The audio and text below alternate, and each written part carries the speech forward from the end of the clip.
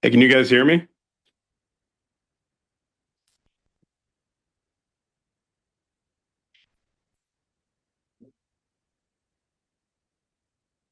He was asking, can we? Hi, Phil. Can you hear me? Hello? Oh, wait. I'm muted over here. Hold on. Hi, Phil. Can you hear me? Yeah, can you hear me? Yes. Thank you. You popped on extra loud.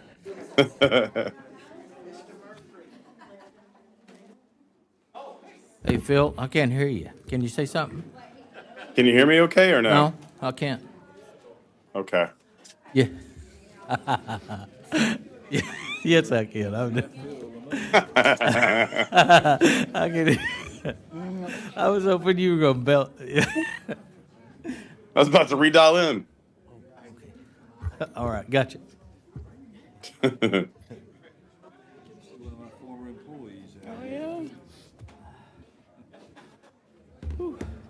Has anybody had a conversation with May Ronnie?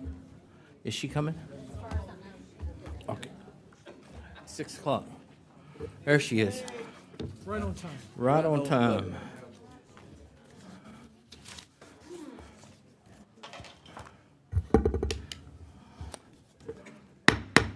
All right, at this time, the mayor will call to order the regular city council meeting for 6 p.m. Tuesday, August 19th, 2025, City Council Chambers, 201 East Nash Street, Terrell, Texas. We have here on the dais with us District 2, Donna Renee Anderson, our Deputy Mayor Pro Tem. We have District 3, Mayor Ronnie Velasquez, District 4, Stephanie Holmes Thomas, and remote this evening will be District 5, our Mayor Pro Tem, Phil Robinson. At this time, I would ask Pastor Buddy Sadler to come forward. He's going to lead us in invocation, and if we would stand and remain standing for pledges. Also, silence all of your mobile devices. That includes mine, too. Give me time here. Okay, let's pray. Our most gracious Heavenly Father, approach your throne of grace tonight in the name of our Lord Jesus Christ. I know that you're righteous, you're holy altogether, and your desires for the people that you put in place and all others to follow after your righteousness and your holiness. And I, Father, pray tonight as these members of this council and those attending will adhere to the principles of your righteousness and your holiness.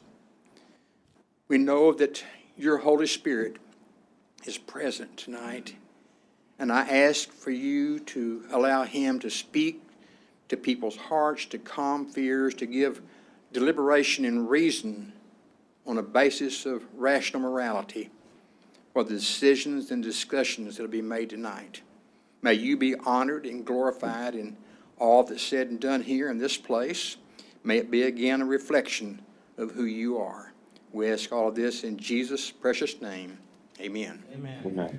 I pledge allegiance to the flag of the United States of America and to the republic for which it stands, one nation under God, indivisible, with liberty and justice for all. Honor the Texas flag.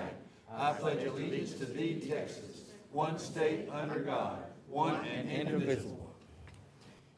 Pastor Sadler, if you would, please. Pastor Sadler, if you would, please.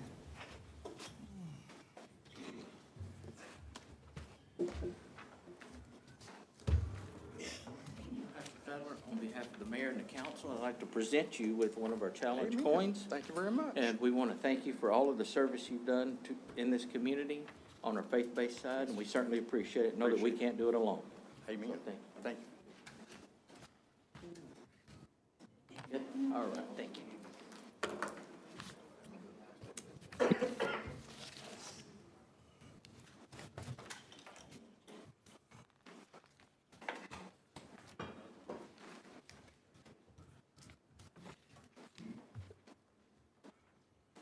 All right, next on the agenda is mayor and council community recognition and events. Council, do you have any at this time? Yes, I would like to give a thank you to the Terrell Heritage Market. They are put on, or the Terrell Heritage Museum fundraises money through the Terrell Heritage Market. They hosted their last market last Saturday. Evening had vendors from the local community, but then also from outside of the community. And we had, I thought maybe I saw some of our, no, animal control staff? No, I think I might have made that, oh, yes, in the back. Also attend, and I think they may have gotten all three, if not at least two, of our dogs. I see, I think Ryan nodding his head, 2 or 3, that were adopted, so that was really nice to see. And they have their next Heritage Market in conjunction with, and I hope I'm not taking this away from the good news report later, but on September the 20th at 10 a.m. Over at the American National Bank building under the awning parking lot there, they will have their next market alongside with the Terrell Mural Walk. Thank you. Anyone else? Yes, I'd like Yes. to thank Mr. McCarrier and Mr. Pollock from Water Quality, and Glenn Caldwell. Glenn, please forgive me, wherever you are, Glenn. Glenn, no, that won't, oh, I'm sorry. Glenn and Denise and Tracy, who came to my town hall on Sunday evening, which was a roaring, robust success. Thank you to the community who came, but especially to the staff who were answered the questions about water quality, backflow. I learned a lot. And so I want to say Mark was there also. Thank you very much for making the conversation very transparent. And it was a good meeting, Thank you. Thank you to also the staff of Parks and Recs who opened the building for me. So thank you. All right. Anyone else? Next item on the agenda is to hear remarks from visitors. At this time is set aside to invite any person to address the council on any matter of the city business not subject to a public hearing. Routine administrative matters are best discussed with appropriate city staff before bringing them to council. Prior to the meeting, please complete a citizen participation form, for which some have. If you haven't and would still like to speak, please do so. Please provide your contact information to facilitate follow-up. In accordance with the Texas Opens Meeting Act, Section 551.042, the City Council cannot discuss, consider, or take action on matters not listed on the agenda. Speakers should limit their comments to 3 minutes and are asked to speak into the microphone provided, identifying themselves for the record. The total amount of time set aside for this agenda is normally 15 minutes. Comments of personal nature directed at the council or staff are inappropriate.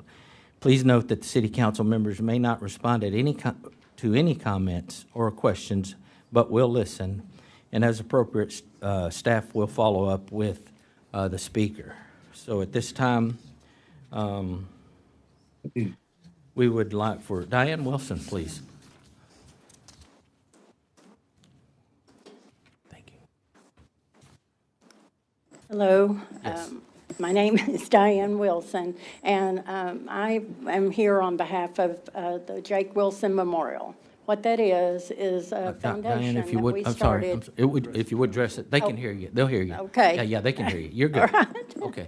All right, what that is the foundation that we started in 2018. My son went to Mexico to work in 2017 and was killed in an auto accident. Therefore, we went ahead and started a foundation to help us to cope with such a loss. Jake was a children's pastor, and he just loved the Lord with all his heart, and to try to fill his shoes has been proven to be very difficult. We have an annual fishing tournament, and we try to raise funds. We have scholarships locally and in the surrounding areas that we give, and those are $1,000, and this year we did $9,000.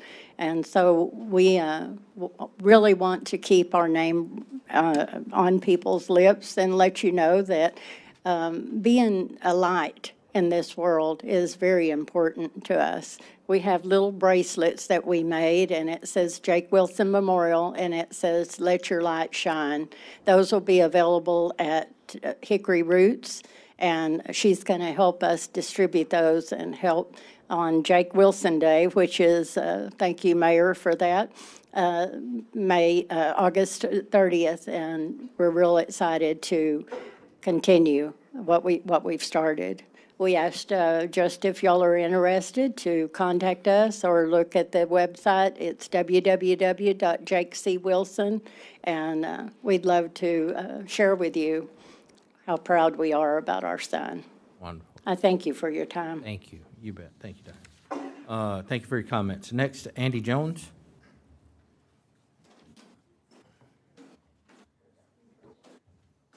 Good evening. My name's Andy Jones. I live at 508 North Virginia Street. I'm a member of the Terrell Airport Board, and I'm here to thank each and every one of you for your ongoing support of the Terrell Airport.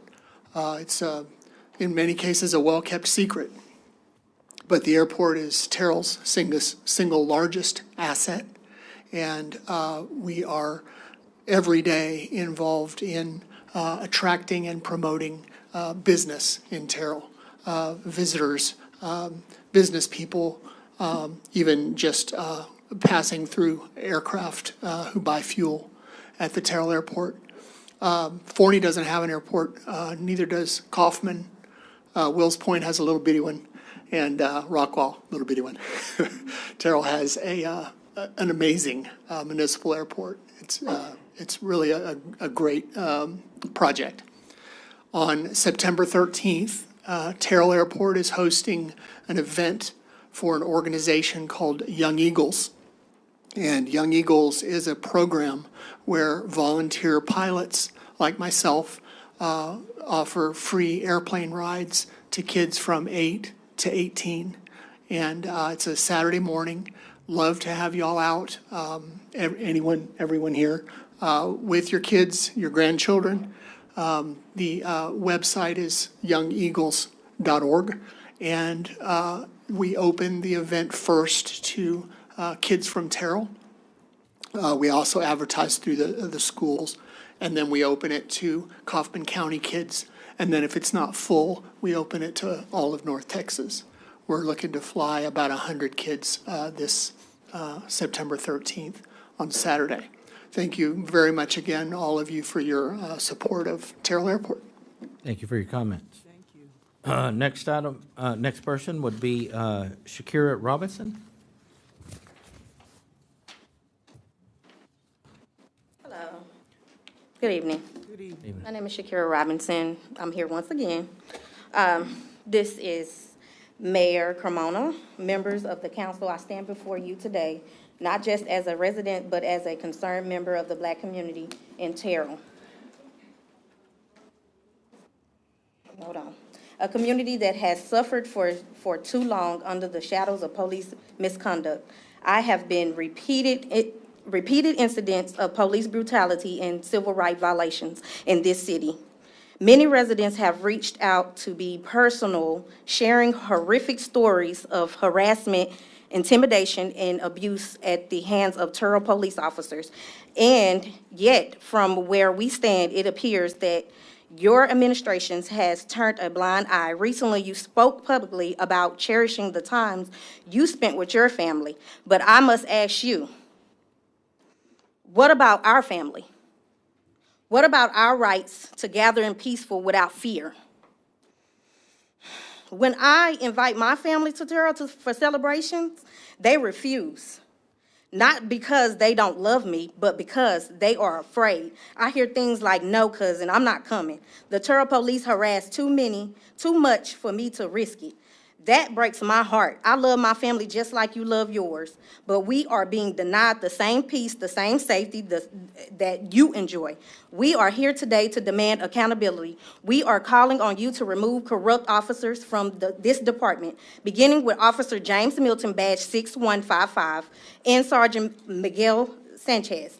Two individuals who have become the face and abuse in this community. I have heard numerous reports of these officers arresting people without probable cause, detaining them for hours and overnight, then releasing them without charge. A clear abuse of power. In one incident, Sergeant Sanchez arrested my 15-year-old cousin simply for profanity. Her mother was on the scene informing him that she was a minor, but he still handcuffed her, booked her, fingerprinted her, and then held her for hours before driving. Then after that, she was in there for hours, and then after that, they drove her home. This is not law enforcement. This is harassment, and it is unacceptable. The justice system in Turl is failing its people, and I say to you, Mayor Kimona, and to every elected official who abused their authority. Wait a minute, hold on, official here. The Black community is tired. We are demanding an immediately investigation into these allegations and misconduct. We are here demanding the removal of these officers who abuse their authority. And we are demanding reform and to ensure every resident, regardless of race, can live and gather in peace. Mayor Kimona leadership means protecting all citizens, not just some. The times for ignoring this problem is over. The time for action is now. We are watching, we are speaking up, and we will not be silent until justice is done. And I received these body cam from the records place at the Turl Police Department. There's nothing on here. Nothing at all. It doesn't show anything. He did this to me. Officer Milton, badge 6155, held me until I gave up information. Unlawful. And I won't stop. I don't care if I gotta go to the FBI. I don't care if I gotta go to the DOJ. I don't care if I gotta get in touch with the President of the United States. I mean business, and I'm not playing. This has got to stop. And I like the way y'all segregated and had the Black community over there doing a city hall meeting. Why can't we be invited here? That's all I gotta say. Thank you for your comments. Next on the agenda is Blethia Hollingness. My name is Blenthia Holiness, and I was abused. I'm a bruised disability person by the police conduct and brutalities. I belong to a home I'm church. sorry, did you state your name and address? Did you give us your address? 1107 South Francis Street. Thank you. Okay, I'm a bruised disability person, abused by the police of the conduct and brutality. At the New Hope, fighting, all kind of stuff. Oh, that church have this, they declined me and my grandkids, two of my grandkids from the bathroom. I mean, it was locked in. Just run your name, put you in handcuffs, pat you down, run your name, and tell you that he can take you to jail for walking with your back facing traffic or fail your ID. And it's just not right, you know, and it's unfair that we have to go through this because of the color of our skin. And then also, it's also an assault to our intelligence, an assault to the county, assault to Texas, and an assault to America that the police would investigate themselves and said there's nothing wrong. They couldn't find nothing wrong. That's all I have to say. Okay, thank you for your comments. Is there anyone else? Is that it?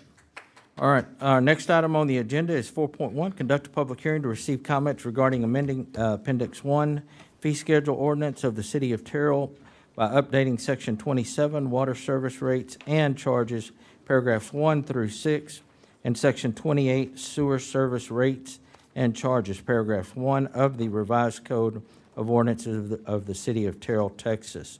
This will be Chris Snap.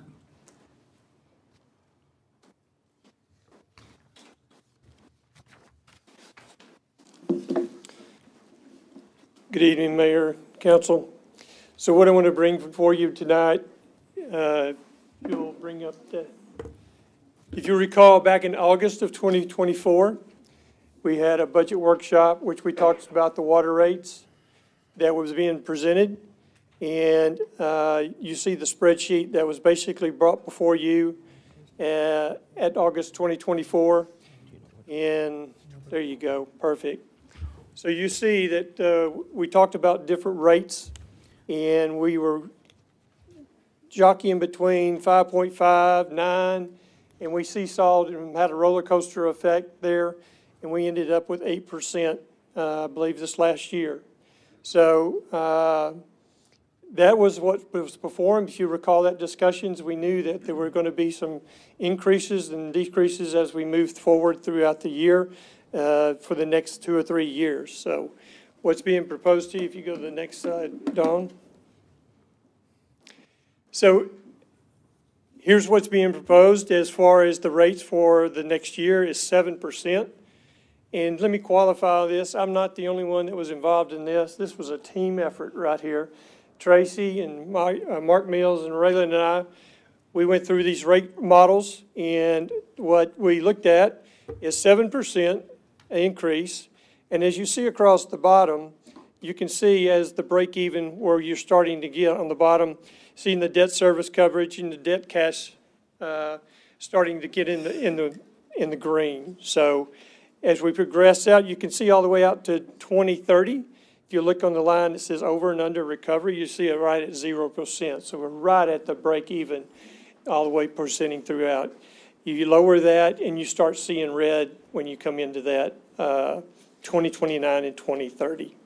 So what we looked at doing, as you can see, proposing going across and making it a 7% even, and you can see what it does each year. So naturally, as one of the things that we look at is the cost that we're progressing and the increases that we are seeing from North Texas. They're actually going up. They don't ever go down. And then some of the things that we're going to look at in-house is how we can continue to minimize those costs and evaluate what things that we can do to keep our costs the same or reduce in every way we can, whether it be some operational protocol or procedure or any other cost-saving matters we can do.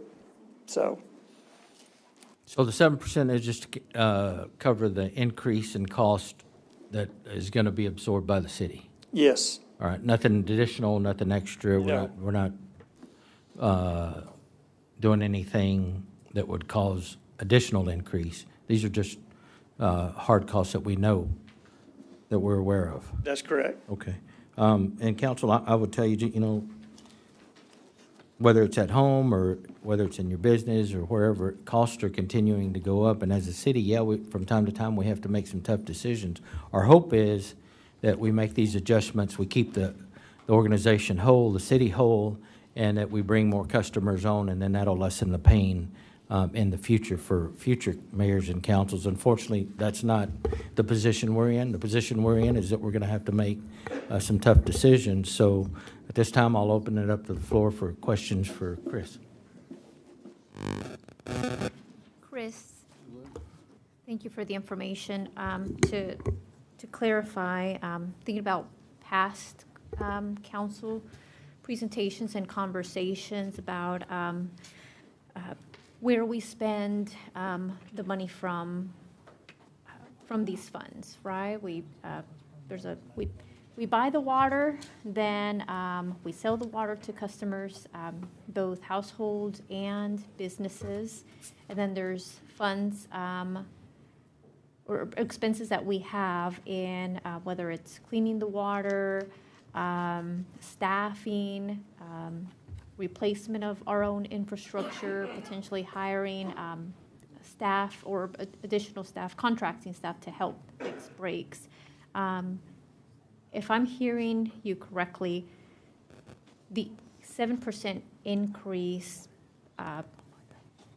just about 7% increase for each year through 2030 is only for those operation costs, so it's not taking into consideration potential projects, like capital projects. That's correct. So all that was done, our capital projects are done through our 10-year CIP program.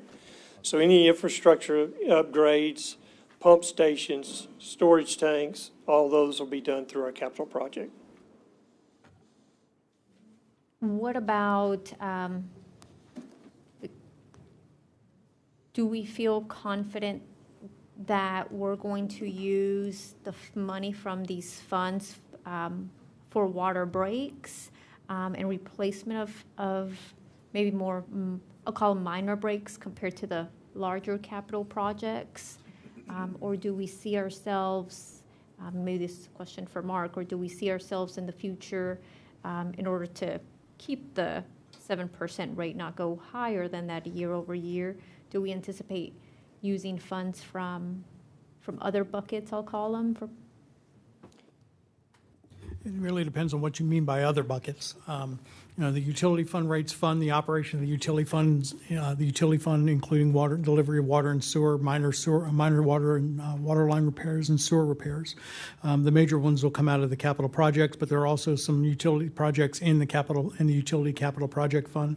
We're pretty happy being able to, it's good news, bad news. We're sorry we couldn't be lower, but it was originally projected to be at 8%. We're at 7% right now, and we're going to be working pretty hard over the course of the next year with Bernie, who you've met, who's going to be working with us, as well as our future utility director when we bring them on board to find a way to bring the overall cost increases down to a more manageable level.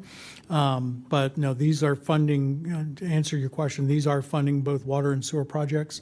There's a portion of this money that goes into the utility capital reserves, which funds some of the larger projects. So more of the maintenance type projects are in your utility fund, but your capital is going to be in your utility capital. As far as other funding sources, you can issue revenue certificates of obligation. So issue debt to fix your lines, or again, we're doing a lot of cash funding through the utility fund as well. And that's where I was making the assumption and wanted to make sure I was head on with what is the 7% covering, because while it always hurts to go up, whether you're at the gas station, at the grocery store, paying your water bill,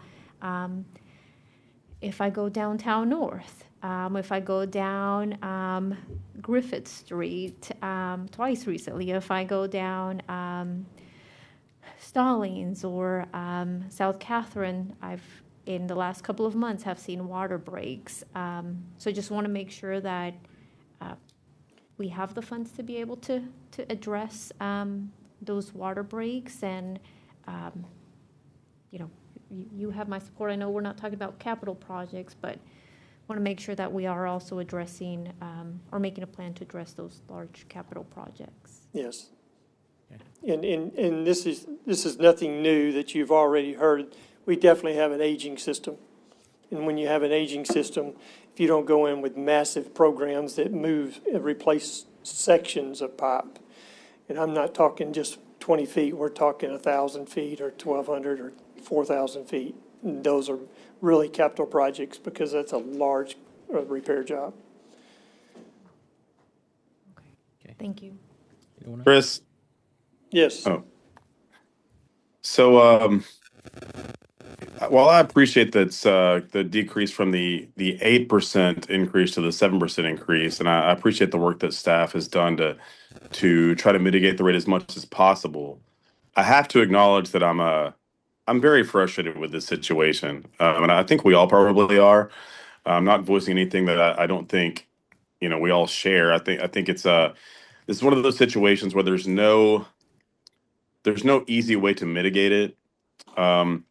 But I would love some assurances from staff that all avenues are being explored to mitigate these rates in some way. What we're doing right now is not sustainable.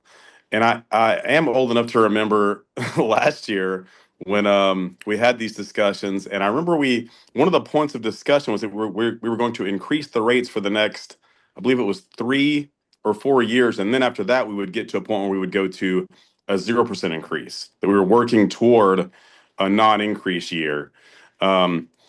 This looks like we're just kind of going to, keep going up and up. And I just wonder if it's whether we can make some headway toward becoming a member city of North Texas, or whether we can pursue some sort of litigation, because we're over a barrel. We don't have any real option except continuing to put the burden back on our citizens, and that's just not sustainable in the long term. Do you know of what efforts are being made to get us to a place where we can get our rates to a more manageable place? Well, that's a loaded question right there from the standpoint.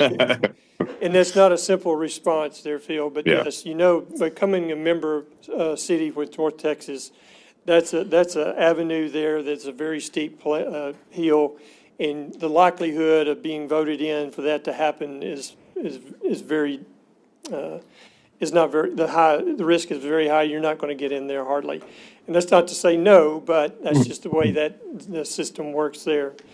Now, as you know, the DJ had some things there that he was working on, and that was some things that, as the new director of utilities comes in, he can put some focus on as to how we can reduce those.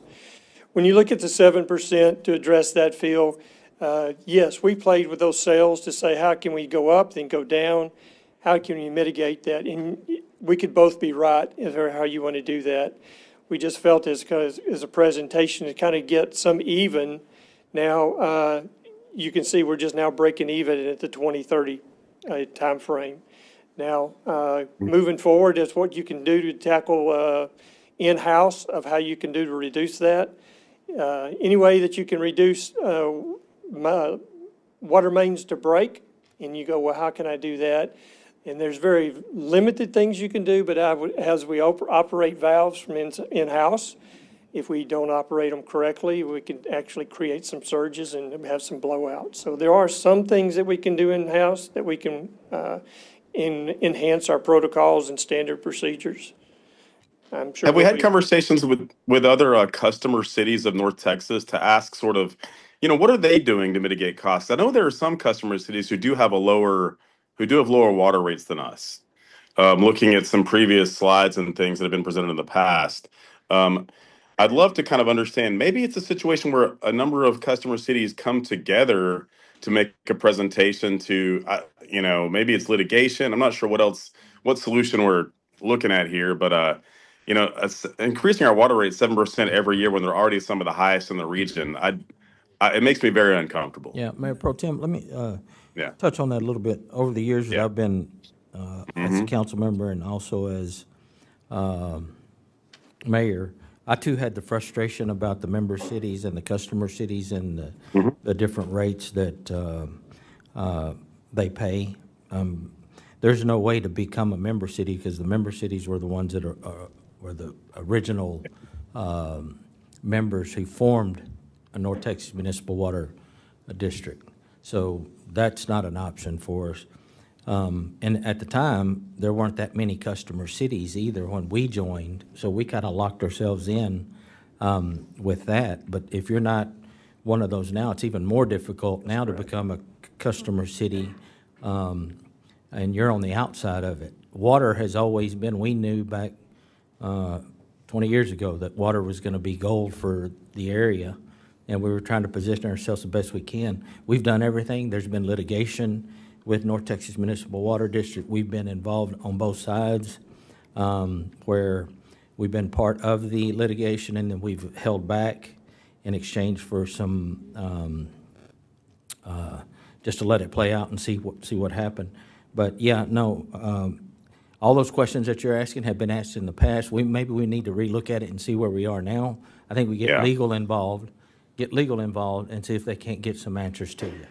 I'd love to see that. I think that would be very helpful. Okay. And just a last piece, just so this increase, this is just maintaining the status quo as well, right? We're not doing, this isn't improving our infrastructure or making things better. That's correct. This is just paying the fee that we need to have to pay because they keep going up on our rates.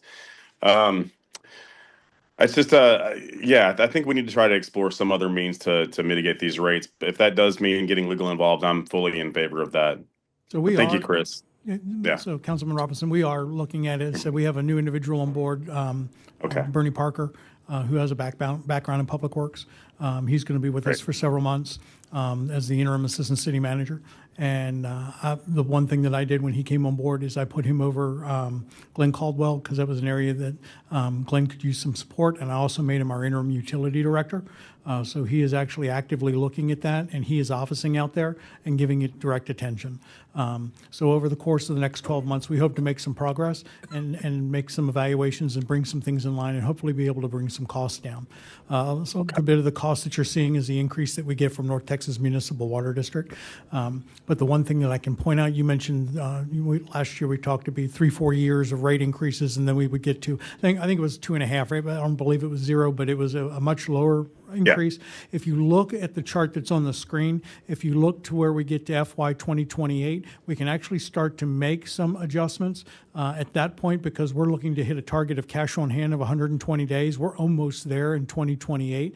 So there may be an opportunity beyond 2028 to start doing something with those rates. But the model that was put together was to get us to a point of break even. The other thing I wanted to pass along is in terms of becoming a member city. I won't say that it is completely impossible, but I don't think you're going to like what I have to say. I was at a North Central Texas Council of Governments meeting, and I sat next to 3 individuals from the North Texas Municipal Water District, and I asked them about membership again, and their response is, if you come to the table with a source of water, then it's probably worth a conversation. So if you want to give up the new city of Terrell Lake, that's probably a conversation. I think it's an asset that we don't want to do that with. I don't think that's something we want to give up. But particularly since when we moved to North Texas Municipal Water System, we gave them a water source, which was our access to the Sabine River. So I think there's still some conversations to be had. I believe there could be a path to membership. I just don't think it's going to be easy, and I don't think it's going to be cheap. And Councilman, I'll add to that. You mentioned litigation. I can tell you I've been involved in some litigation. The rate structure that we're under here has been litigated all the way to the Texas Supreme Court by a whole group of cities and has been upheld on every occasion. So while we're certainly not opposed to taking another look at it, I'm kind of in the same situation as the city manager is with regard to any likelihood of success. We'll be happy to do it, but again, when it's already been litigated and upheld by the Texas Supreme Court, no less, it's difficult to make any changes to that. Okay. I remember the conversation last June. Thank you all. About our water, and that by 2028 it was going to go down as far as rates. I also know the importance of having a reserve of 120 days. Which is what we really want to get to. If anything major happens, then we have that. I am going to, however, and I know the process and how that's going to happen. I don't have to like the process.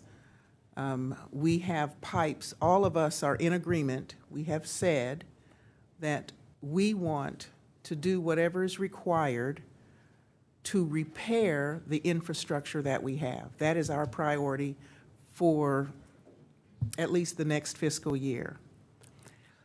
As far as looking into litigation, I'm the person, I'm like my colleague, if we can get blood out of a turnip, we should pursue some avenue of this is not tenable. That's not, and I don't know what conversations need to be had for that to happen. In the meantime, my concern is that the money that we are gaining for our utility fund is going to be used. We're building a reserve, and if anything major happens, that's where this is going to be coming from. And I am believing that your department, along with engineering, or Bernie's department, utilities, has a plan on how we can work on our infrastructure repairs worst to the best. And so I appreciate the numbers. I know it was hard work coming up with all this. And it stings a little bit, but thank you. So I have one other, this is a far dream down the way. In this conversations of evaluating this, Phil, you mentioned what are you looking at long-term? Now, this is a harebrained idea of mine, okay? So it might flop. But I think there needs I love harebrained ideas. So I think there needs to be, somewhat of a study and evaluation of taking our existing water plant and putting it back in service. Now, that's going to require some studies to see, and when I say study, basically some engineering thought into what is it going to take to put it back in service. And then naturally, you're going to ask the question, am I getting how cheap am I producing that water? Is it cheaper than I'm buying it from North Texas? So obviously, if it's not an option.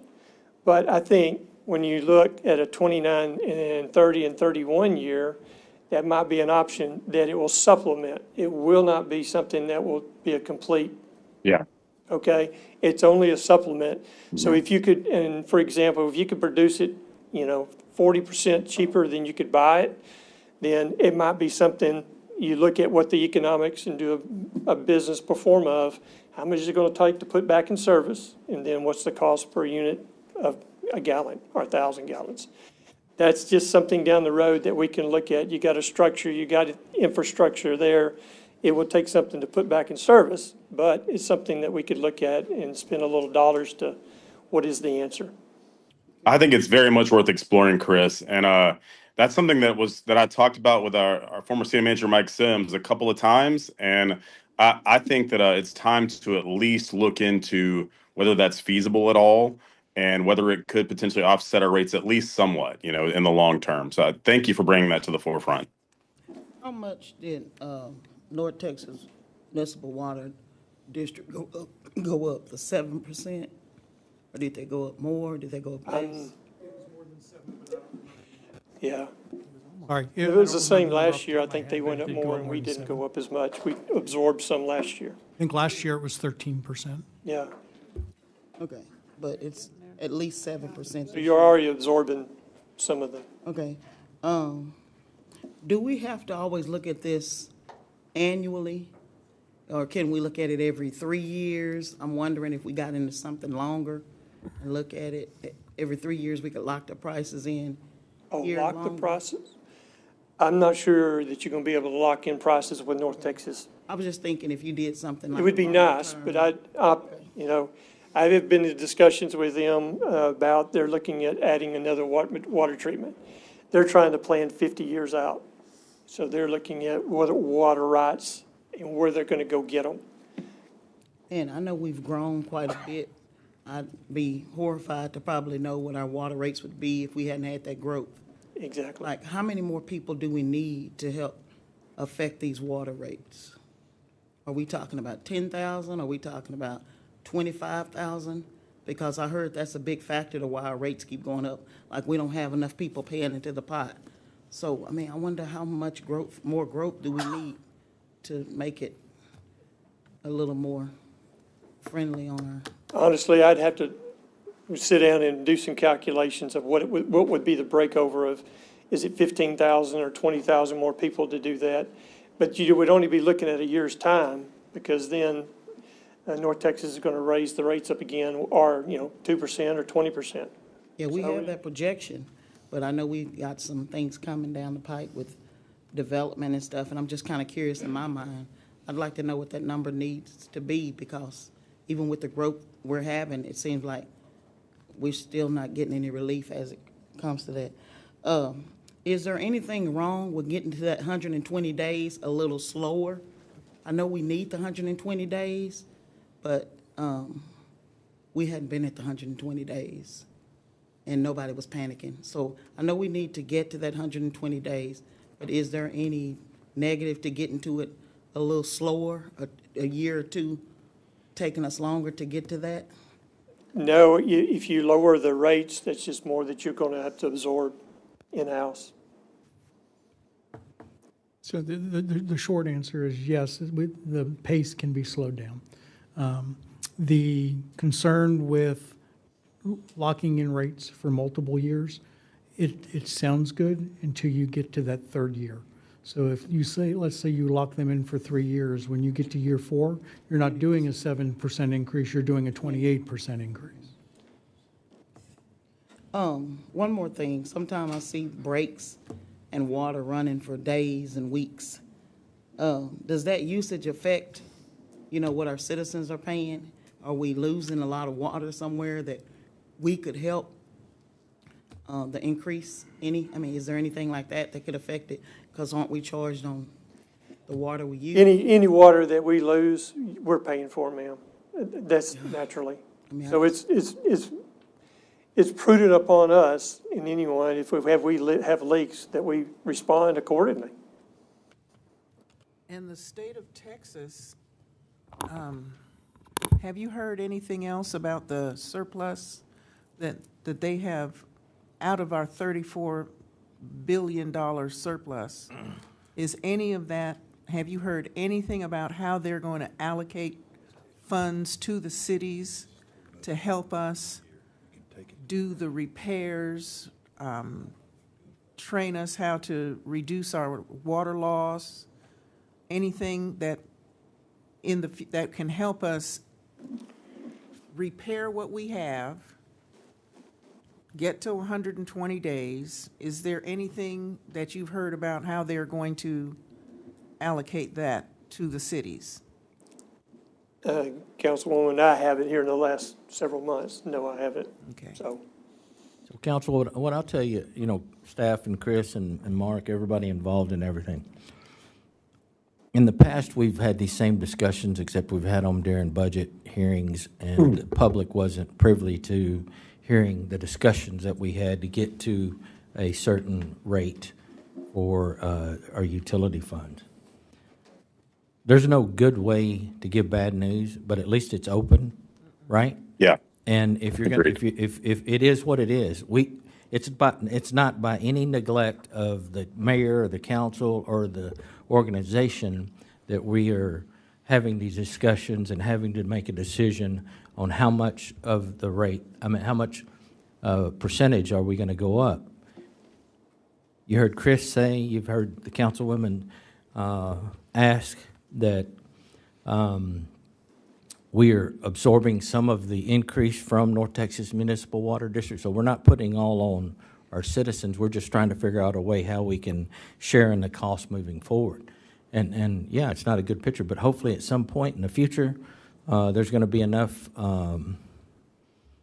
customers added that's going to come down, I hope. But I'm with the council on looking at every way possible to minimize future increases, and if that's looking at new technology at our old facility and seeing whether or not that's going to make sense to move forward, let's do it and see where we are.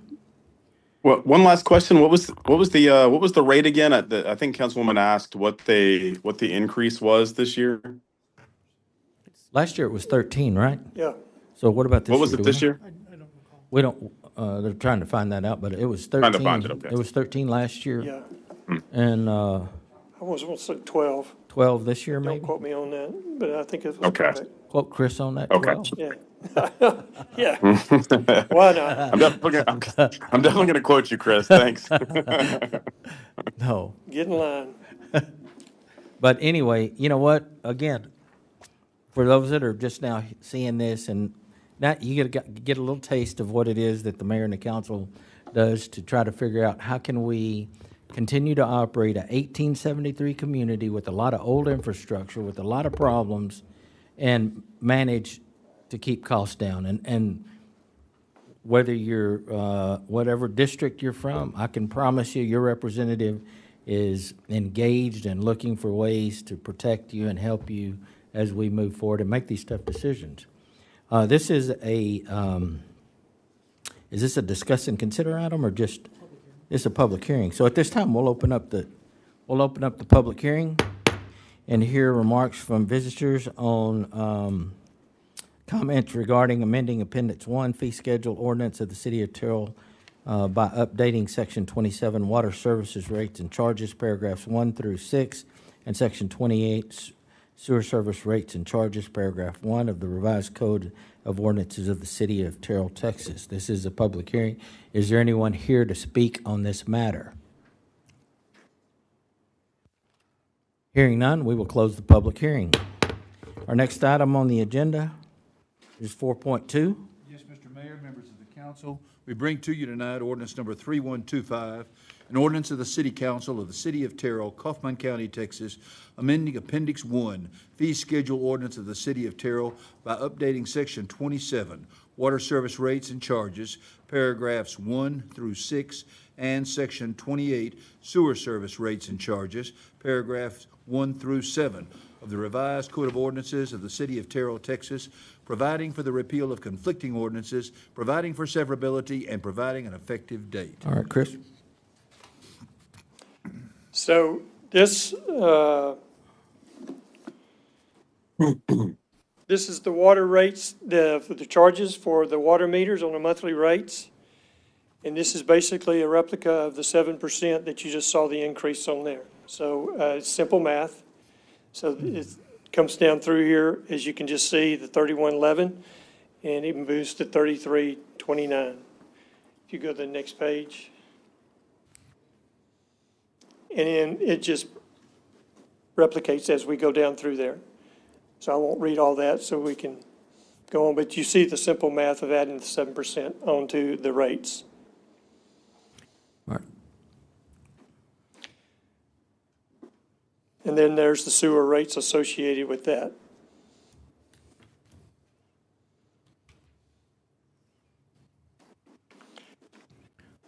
I think there you go. Okay, does anybody have any questions for Chris on this item? Hearing none, is there a motion on ordinance number 3125? Motion to approve ordinance number 3125 as presented.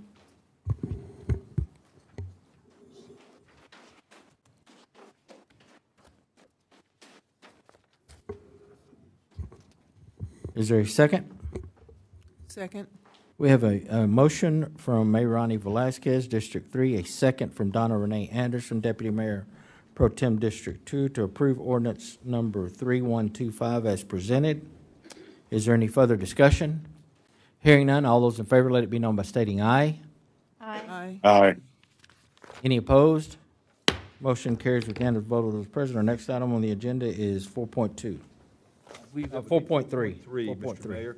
4.3 is to conduct a public hearing to receive comments regarding amending Appendix 1, Fee Schedule Ordinance of the City of Terrell by updating Section 28, Water and Sewer Connection Charges. All right.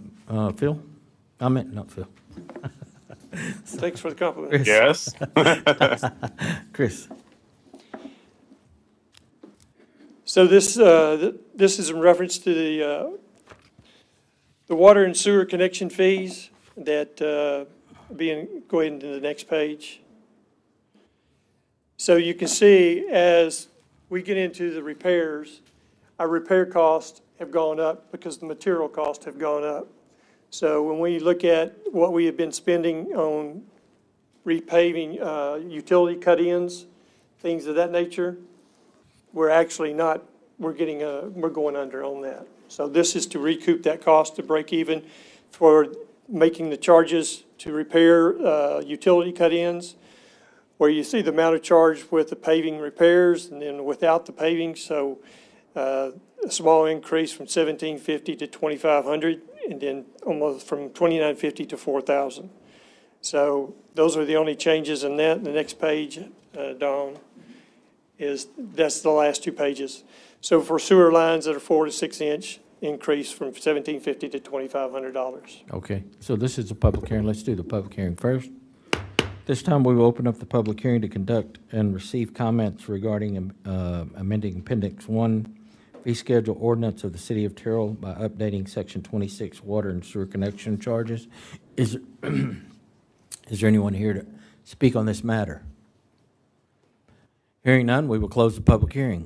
Move on to item 4.4. Yes, Mr. Mayor, members of the council, we bring to you tonight ordinance number 3126, an ordinance of the City Council of the City of Terrell, Kaufman County, Texas, amending Appendix 1, Fee Schedule Ordinance of the City of Terrell by updating Section 26, Paragraph 1 through 9, Water and Sewer Connection Charges, providing for the repeal of all previous outdated and conflicting fee schedules, providing for severability, and providing an effective date.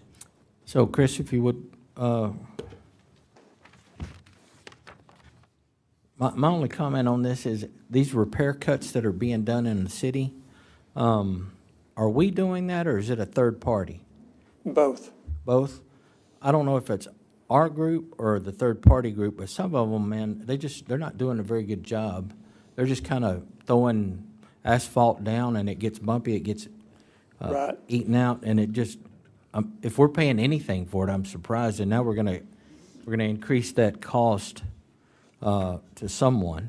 Right, so let's clarify some things. One is the activity that's going on right now very much is the Atmos Energy are going all over town. So they do their own repairs and we hold them accountable to repair those. And if they don't repair them correctly, we have them come back. All that is on them. That's not part of this fee. This is fees that for infill lots that come in and want to cut in, we got to cut all the way across the road to get to the sewer or the water. And then we got to repave the road back. That's what this is involving. So Atmos Energy is something that, as I've expressed before, is going to be going on for the next year in town. But this is for, as an example, the 3 houses on Rockwall, after Rockwall and Crenshaw. And they've cut into the road to connect to water and sewer. And they put back, so we now have 3 speed bumps that were never there before. On Mineral Wells, that road will never get repaired as long as those infill lots are gonna be built on, pretty much. And they have just, so aren't they responsible for repairing it, or once they dig in, or are we? So if we did the cut-ins, then we'll repair them. If it's the developer, then we'll put that cost on the developer to put and repair that. So this $2,500 is for who? Who's paying this water tap? So this would be for the applicant who came in and had an infill, that we, the city, come in and make these taps and repairs. Okay, so we cut into the road, tap connected. And we put that fee onto the applicant. For the Some of the applicants don't have the mechanisms or the resources to do that. So we'll do that, and this is the fee to do that. Okay. And we're just covering costs. And this is just to cover costs. This is not to build a fund out of. Where does this, in comparison to other communities, is this about, are we on the low end, high end, middle? We're right there at the average. There's several Okay. that are above, and then there's some that are below. But most of them, we're right there on the same. Yeah. And that's where this comparison came from. I will certainly. You go to Mesquite and some of the others, they're in this range too. I would certainly encourage us to at least cover the cost. And, where we land in comparison, well, I was just curious. I don't know that should play a lot into it. We definitely want to cover our cost, again, to the organization and to our citizens. So to give you some background, I worked with Glenn on this because he's involved with a lot of these cut-ins, and the 1750 was not Close. covering the cost. Okay. Is that materials and labor? Or Yes. just labor? Just materials? Materials and labor. Okay, good. All right. All right. Anybody have any questions? When was the last time we went up on these fees? How long has it been? I would have to check on that. I'd like to know that, because I'm looking at this increase is over 40% when I look at the 1750 to 2500. I know We went up on prices these go fees up, last year. materials go up, labor costs go up, but over 40% is a little steep to me to go up. And that's just me calculating one of them, the 1750 to 2500. I didn't look at the others. There may be some that's more than that, but I mean, I get it, but I wish I could almost see something itemized. How much is the sub-base? How much is the asphalt? How much are you paying these guys to do this? Because I'd like to see numbers more, but I just think a 40% increase is high if we've done this in the last year or two. But if you don't have any inkling of an idea when we've increased this rate? No. Talking with Ray, then we didn't do it last year. No, but I think we've had discussions in budget about it before. We could bring But itemized again, history. yeah. But the recommendation from staff is that we make these changes to cover cost. Yes? Yes, that's correct. Okay, all right. Sorry. Mayor, I don't have a question, and I understand why the feedback and the question was asked by Councilwoman Donna Renee. So I'm going to make an ask of our interim city manager. Make one more ask, and then also ask, whoever's in the audience if we could also silence that phone. But it would be, I would really appreciate if we're not doing so already, that we have our staff survey back to like the bumpiness. So when we're doing these replacements cuts, whether it's our staff or it's the contractor, that we try to figure out, well, is it our staff, and is there, do they have the training and the tools? Are we allowing, I'm not an expert in this, but I'm assuming maybe there's a time period we need to allow vehicles where we block off vehicles from going over these sections so they don't turn bumpy. I know there's weather that's involved. Do they have the tools that they need to keep things as smooth as possible? Or is it that the contractor, we may not be able to get things perfect. I think I've seen in other cities where they get it slightly better than us. So if we could make an effort to do that for our residents. Noted.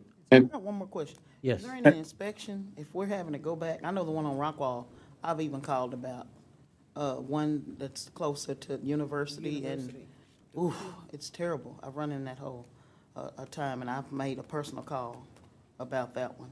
Like, is there any inspection that goes on when these third parties or our contractors do this? Are the ones holding up better that our city staff do versus the contractors? That's the kind of stuff I'd like to know to make a better decision. Like, now y'all inspecting them before they close them to make sure they're using the right thing, the sub base or whatever? That's the kind of concerns I got. So we are on the in-house, our guys are trained on how to do it, and they go through the process when they do it themselves. Now, we can bring another inspector in-house and look at that as another set of eyes for that. But all our repair guys that go through that repair of sub-base, compact, now do they go to the extent of getting proctors and densities? Probably not, because it's usually a short part. It doesn't require versus long roads or parts. But they're trained in-house. But we can have our inspectors come back on the third parties. We have, one of the inspectors in my group is actually going behind all the atmosphere energy repairs. And it's a full-time job, just keeping them doing the repairs correctly and timely. So Chris, outside vendor, I'm sorry, go ahead, Mayor Pro Tem. Chris, I just want to comment that I've seen a number of these utility cuts and the repairs that take place afterward. And these were not Atmos repairs. These were actually our crews or contract crews doing utilities work. And I've seen some situations where we've definitely left the road in a state of disrepair. And I've gone through the process of requesting of staff to do some site restorations because of citizen complaints about it. I'm talking about a couple of issues on, let's say, Johnson Street, Cartwright. I think there was one on Elm. There was one on First Street, just kind of around my district.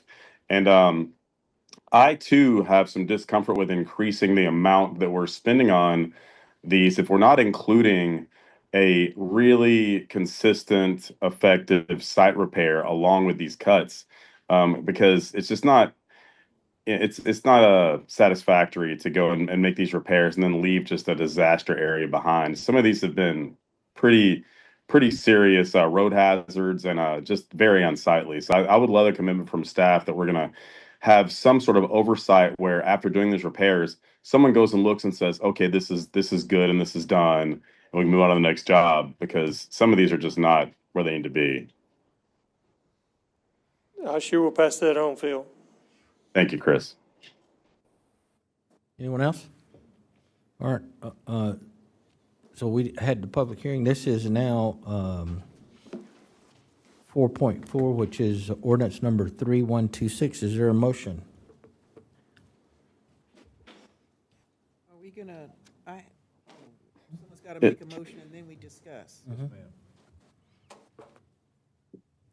I make a motion to approve ordinance number 3126. Okay, there's a motion. Is there a second? Second. We have a motion from Donna Renee Anderson, Deputy Mayor Pro Tem District 2, a second from Mayor Ronnie Velasquez, District 3. Is there any further discussion? Yes. Yes. We have had some, I've listened, and I think I've heard that we have a problem with the 40% increase. But at the same time, I've also heard that the staff has done due diligence in their research as far as this is just as a result of the increase in Materials, labor. labor, the materials and labor, this is just that. We have asked for, Councilman Holmes Thomas has asked, well, what does 2,500 include? Councilman Robinson has, and I share the same concern of, well, Councilwoman Velasquez, we don't like speed bumps in our districts. So something needs to happen to mitigate that, whether it's staff being more diligent in how they do their repairs, or because is it us or is it the contractors? So those are the things.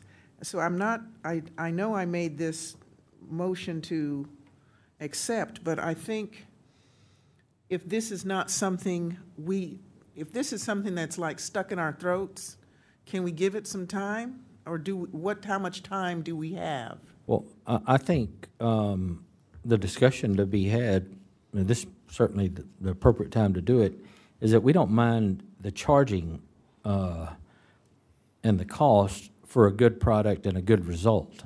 Right. What we have heartburn over is we're making these charges, collecting the money, and then we're getting substandard work done.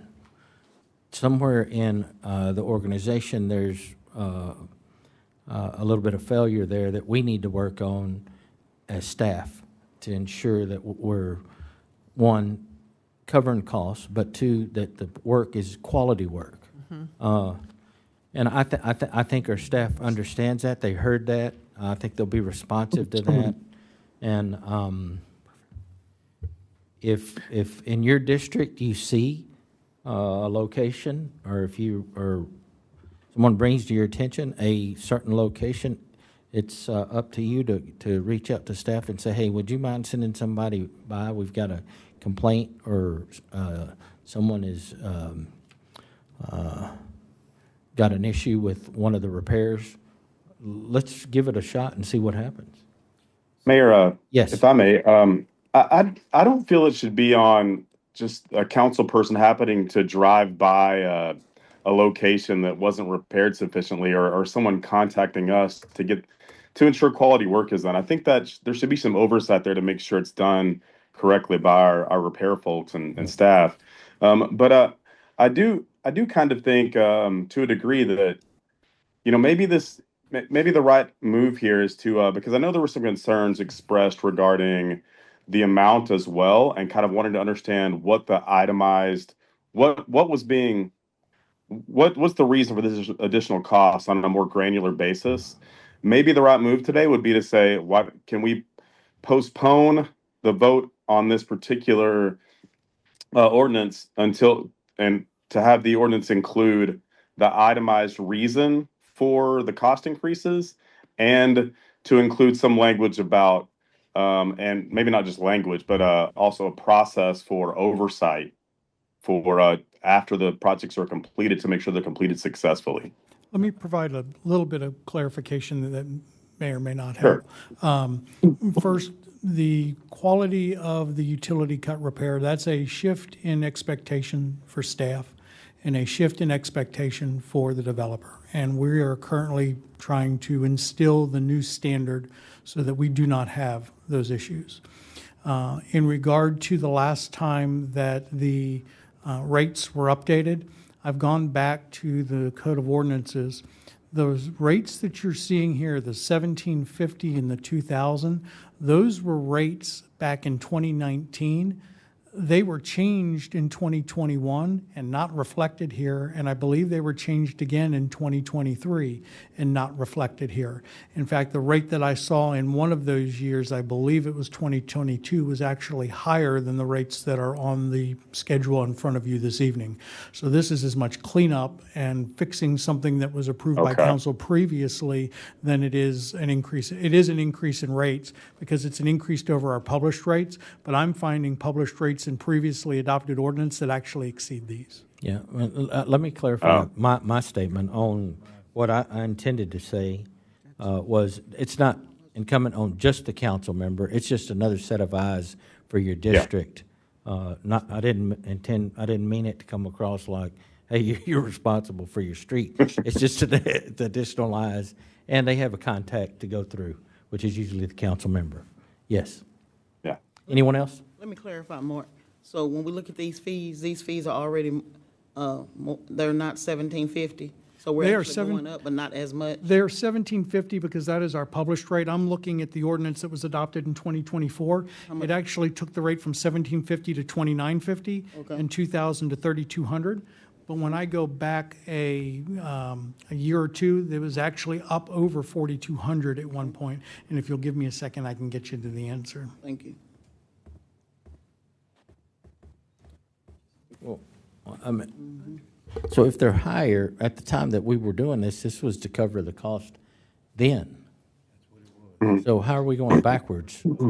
It might not have been covering the cost. Well, I mean, if it's not covering the cost, how are we going backwards from a higher number? I still would like to postpone this because I want to see what we've been charging, what we've been doing, and look at that itemized statement. I'd like to know, thank you for answering that about our changes.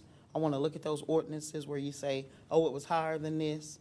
Oh, but I'm proposing even lower than the last one. I want to see that. And also, I was even looking like, what does this mean when it says the amount charged without paving? So there's times you can cut into whatever to connect the utility where you don't have to pave over it. Like, give me an instance, an example of that for 2,500. So that might be an instance where we did not have to go across the road. Okay. Which didn't require any pavement repair. And just $2,500 for connecting it? Yeah, it would be the tap and the equipment and all that. And for your reference, it was 2023. It was ordinance 3010. We can get you a copy of that. The 1-inch rate was $3,200, and the 1.5-inch rate was $4,200. With the timeline, Mark, We need to wait.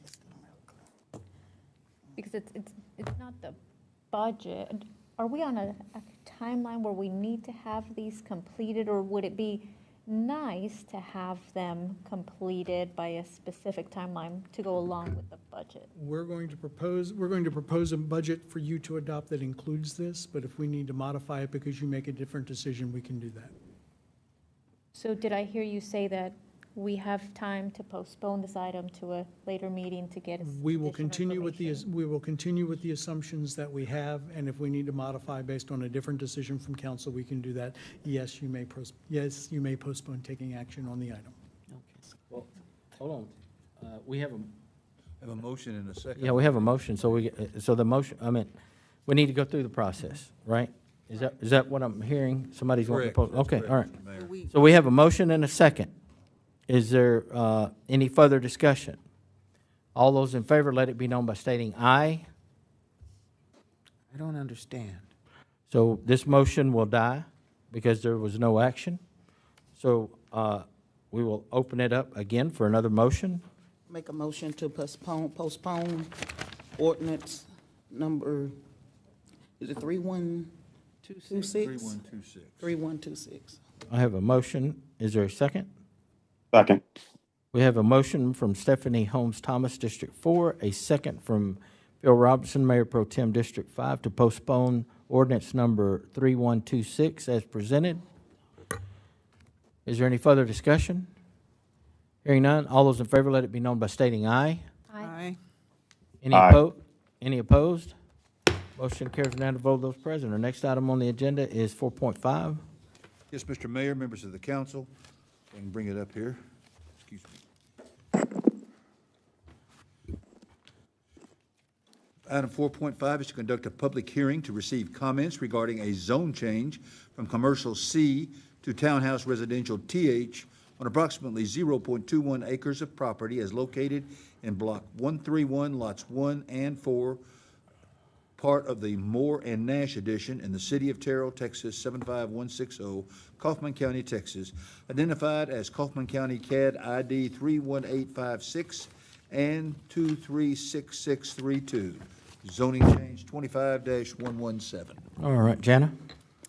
Good evening, Mayor and Council. I bring to you tonight a zone change application for 803 East Nash. This is not as exciting as water and sewer rates, but it's equally, happy and cleaning up these areas that we're wanting to adjust some of the zoning. This applicant came to us, and he had bought the property in May of 2025.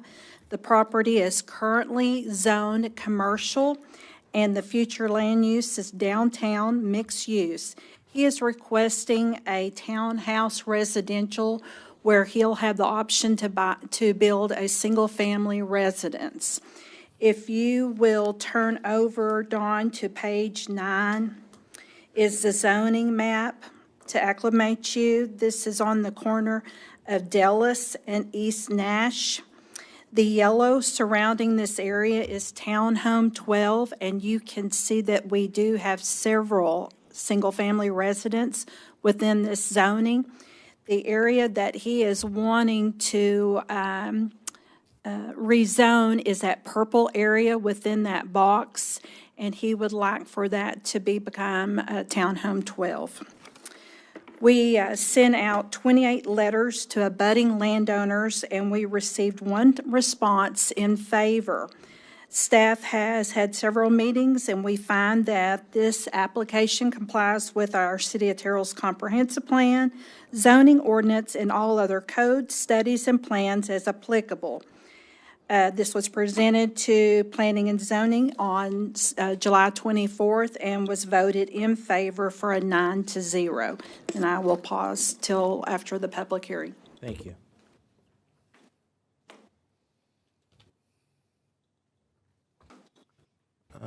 This is a public hearing, so at this time we will open the public hearing to receive comments regarding a zone change from commercial C to townhouse residential on approximately 0.21 acres located at 131, Block 131, Lots 1 and 4 of the Moore Nash Edition. Is there anyone to speak on this item? Hearing none, we will close the public hearing. We'll move on to item 4.6.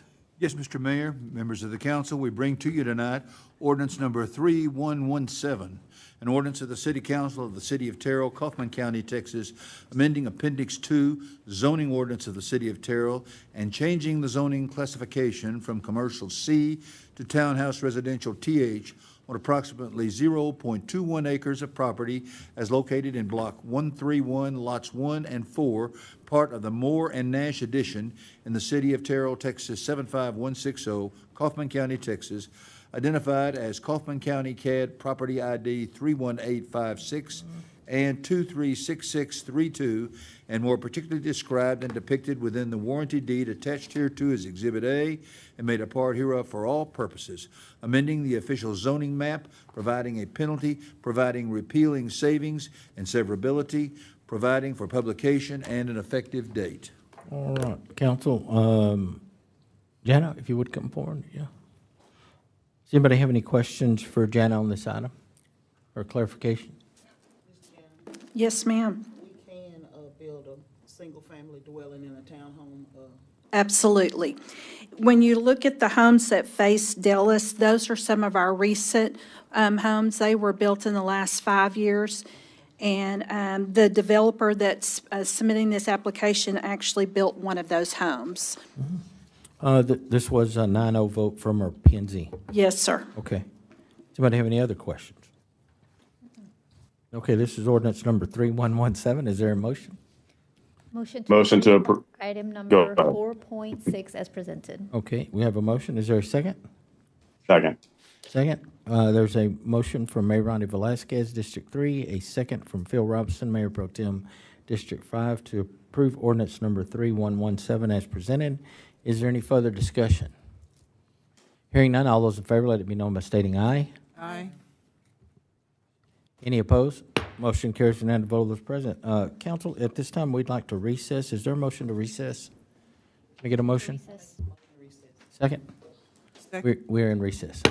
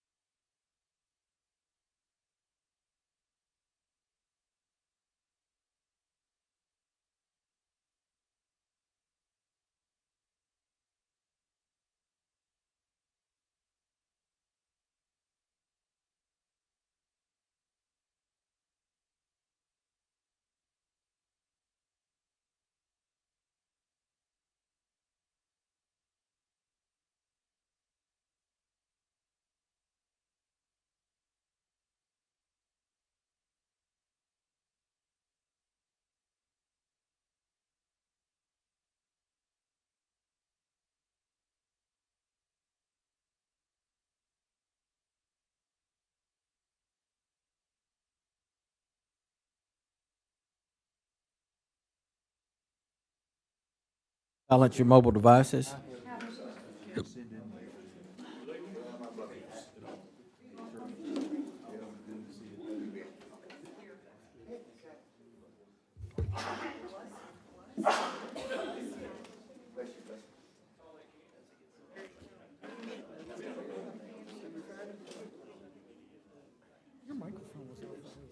Yeah. At this time, we'll reconvene into regular city council meeting. Are we waiting on Phil or somebody called him? There he is. Okay. I'm here. All right. Thank you. I was listening. Okay, next on the agenda is discuss city council board oversight. This is going to be handled by the mayor. So I've been contacted a little bit about our city boards, our oversight, how we conduct the disbursement of the different boards and how we fill vacancies. Is there anybody that's got a specific question on this, or I'll just open it up for discussion for anyone. Mayor, you and I spoke about this today, just briefly. Yes. I think just some clarification was needed regarding kind of how and the timing by which we assign various council members to the individual boards, and kind of just clarifying some of the process. I think Councilman Donna Renee had some questions, especially regarding how we appoint someone to a board, whether someone who submitted an application first will get priority over someone that a council person just sort of selects from the community, and just kind of discussing how we conduct the process. Okay. Well, so what happens normally is either the mayor and or the council, or sometimes both, will be approached by an individual within the community and express interest in serving on a board. And it may be that they're interested, and I'm just using these for examples. There's nothing concrete about it, but somebody might be interested in our economic development board. And as the overseer of that board, I know that I don't have anybody that is coming up for renewal, but I know in the back of my mind that that's that individual's preference. So what the mayor would do would say, hey, you know what? I don't have anything on our economic development board, but if I have something come up in any of the other boards, would you be interested? And a lot of times they'll say, yeah. So let's say their second interest is the library board. So I would approach Stephanie Holmes Thomas and say, hey, I've got this citizen who's looking to serve on economic development board, but I don't have any place to him. Would you mind looking and see if you're having something on the library board? With that said, it's up to Stephanie Holmes Thomas, who oversees the board, whom she thinks is the best fit. Maybe she has a place for that individual, maybe she doesn't, and we have to go to a third board, and they serve on the park board temporarily under Mayrani Velasquez until something opens up on the economic development board, which was their first interest to begin with. In order to do that, that individual is going to have to put in a resignation from the park board and then be appointed to the economic development board, because I've had someone who either termed out or can no longer serve. All that's being said, during all of those processes and the years that it takes for that to happen, we probably have individuals who have come forward and put online that, hey, I'm interested in the board. What they don't see is all of that I discussed before, and they only see, hey, I'm moving someone from Mayrani's park board into the economic development board, and I know that I had applied for that as well. They didn't know that individual had already done that. So sometimes the appearance may be I'm overlooked as a resident, or I'm overlooked as a council member who's trying to get someone on a certain board, but there's a lot of moving parts to it. All that to be said, in the end, what we have is we have a council member responsible for a board, whether it's the airport board, it's the paddock board as a group that we do it, but if you're the library board or park board, whoever that falls under, I have the confidence as mayor, and I'm sure each one of us as council members have the confidence in each other to know that they're going to do what's best for the board that they're representing. So that's kind of a background on how some of these positions are being filled. It's not to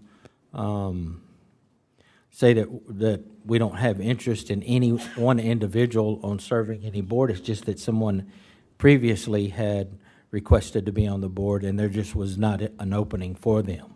So I hope that's a little bit of clarification. If I need to get more in detail on something, I'd be happy to do so.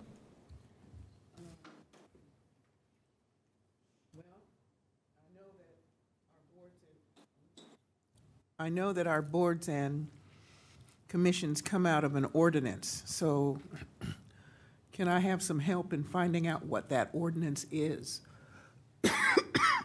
Excuse me. Each one has its own ordinance. Is there a particular one you'd like, Councilwoman, to give you? Okay. Thank you. Okay.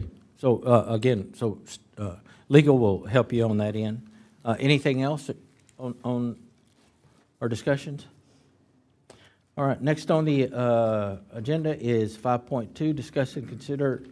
No, we're going to postpone, council, if we can, the discuss and consider Animal Shelter Advisory Board appointment. Is there a motion on 5.2? I make a motion that we postpone. Okay, we have a motion. Advisory, Animal Shelter Advisory Board appointment. We have a motion. Is there a second? Second. We have a motion from Donna Renee Anderson, our Deputy Mayor Pro Tem from District 2, a second from Stephanie Holmes Thomas, District 4, to postpone the discuss and consider Animal Shelter Advisory Board appointment. Is there any further discussion? Hearing none, all those in favor, let it be known by stating aye. Aye. Any opposed?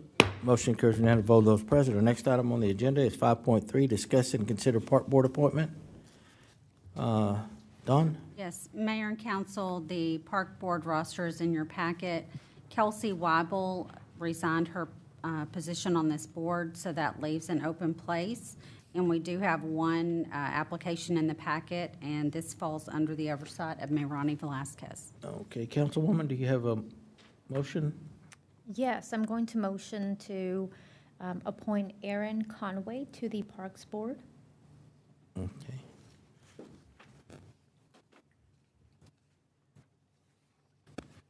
So we have a motion. Is there a second? We have a motion for Mayor Ronnie Velasquez, District 3, a second from Stephanie Holmes Thomas, District 4, to appoint Aaron Conway to the Park Board. Is there any further discussion? I do want to mention that Aaron Conway is in the chambers today, and he happens to be a District 3 resident, so always happy to have a District 3 resident on our city boards. Mm-hmm. He asked about the Parks Board recently, and he was provided the information to fill out the online form, which is something that I ask of all those that are interested in doing so before appointing, and he completed it. So very similar to, when you apply for a job, we ask that you apply, you complete the application, and then there may be an appointment. So thank you for taking part of your personal time to serve the city of Terrell. All right, thank you. So we had a motion and a second. All those in favor, let it be known by stating aye. Aye. Aye. Any opposed? Aye. Any opposed? Motion carries unanimous vote of those present. Our next item on the agenda is 5.4, discuss and consider Terrell Economic Development Corporation appointment and reappointment. Dawn. Mayor and Council, in your packet is the Economic Development Corporation board roster. Dr. Bruce Wood, he did not wish to be reappointed on this board, so that left an open position, and we do have one application in the packet, and this falls under Mayor Carmona's oversight. All right, Council, I have looked at the board and consulted with Carlton Tidwell as well on this applicant. At this time, the mayor would move to approve or to appoint Matt Oakley to our Economic Development Corporation Board. So that's a motion. Is there a second? Second. Second. We have a motion from the mayor, a second from Donna Renee Anderson, Deputy Mayor Pro Tem District 2, to appoint Matt Oakley to our Economic Development Corporation Board. Is there any further discussion? Hearing none? Mayor, Yes. Mayor, I just wanted to say I commend you on this appointment. I think Matt's going to be an excellent addition to the Economic Development Corporation. I think that it's good that we're seeing some younger folks apply for some of these important boards in our city, and I think Matt has the expertise to really hit this out of the park. So I commend you on the appointment. Thank you for your support, Mayor Pro Tem. Yes. Mayor, I don't have opposition on Matt Oakley's appointment. I think earlier there were questions about, the ordinances for park boards, et cetera. And while we have placed board members on more than one board, not to say that this is Matt's, that this will happen with Matt, but I have found that with some individuals, it may mean, I've done that before where I've appointed someone to serve on more than one board, or they were serving on a board and then I appointed them, and then it ended up being too much. Time consuming. Point well taken, and we have addressed it. He's going to resign from whatever board he currently is on, from Paddock Board. Yes. Okay. I agree 100% with that. And I don't know that we currently have anybody serving on two boards. Do we? We certainly should. If we do, we need to look at that. Maybe just the naming committee, but that's not technically a board, right? I mean. We do. Leonard Lancaster. Leonard Lancaster is on the naming committee as well as. Yeah. Okay, but I mean, if y'all would like to look at that at a later date. Okay. That's not a regular board. It doesn't have an Okay. All right. So I have a motion, a second. All in favor, let it be known by stating aye. Aye. Any opposed? Aye. Motion carries unanimous vote of this president. Our next item on the agenda is 6.1. This is a good news report only, Allison, that you're going to give us. All I have is good news. Great.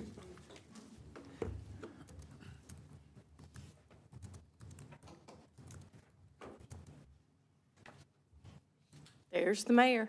Yeah. That was a fun day. Okay, this is July and August good news combined because we did not have a good news report in July.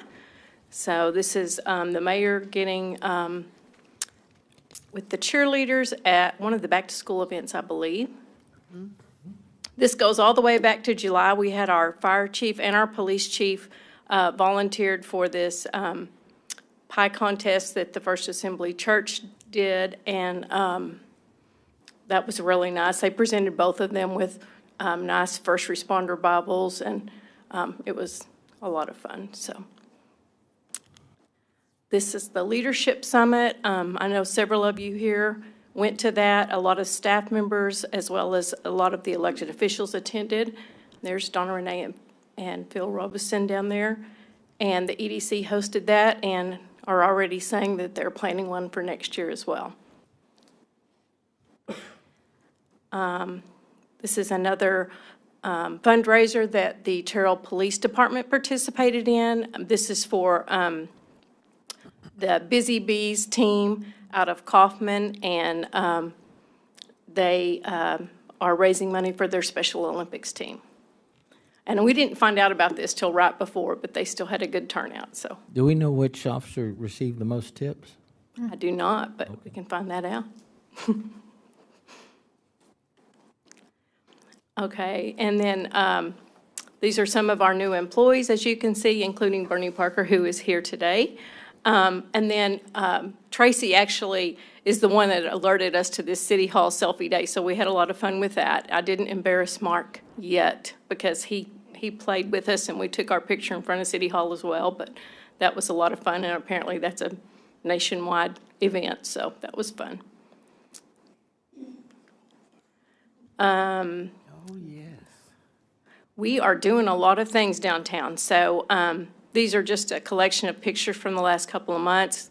Elected officials, city staff, some chamber people. I think Phil is covering up Angie, but there's Angie and Ronnie behind Phil. As usual. There you go. All right.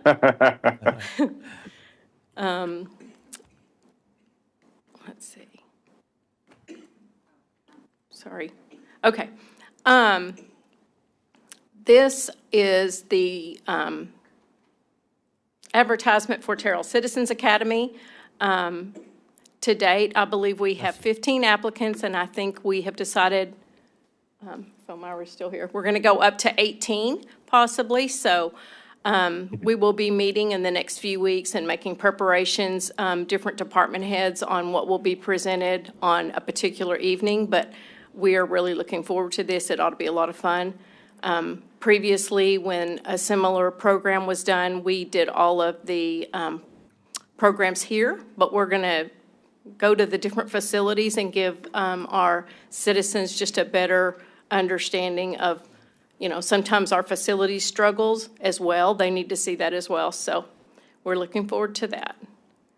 So if you know anybody that wants to do that, there's still a couple of spots available.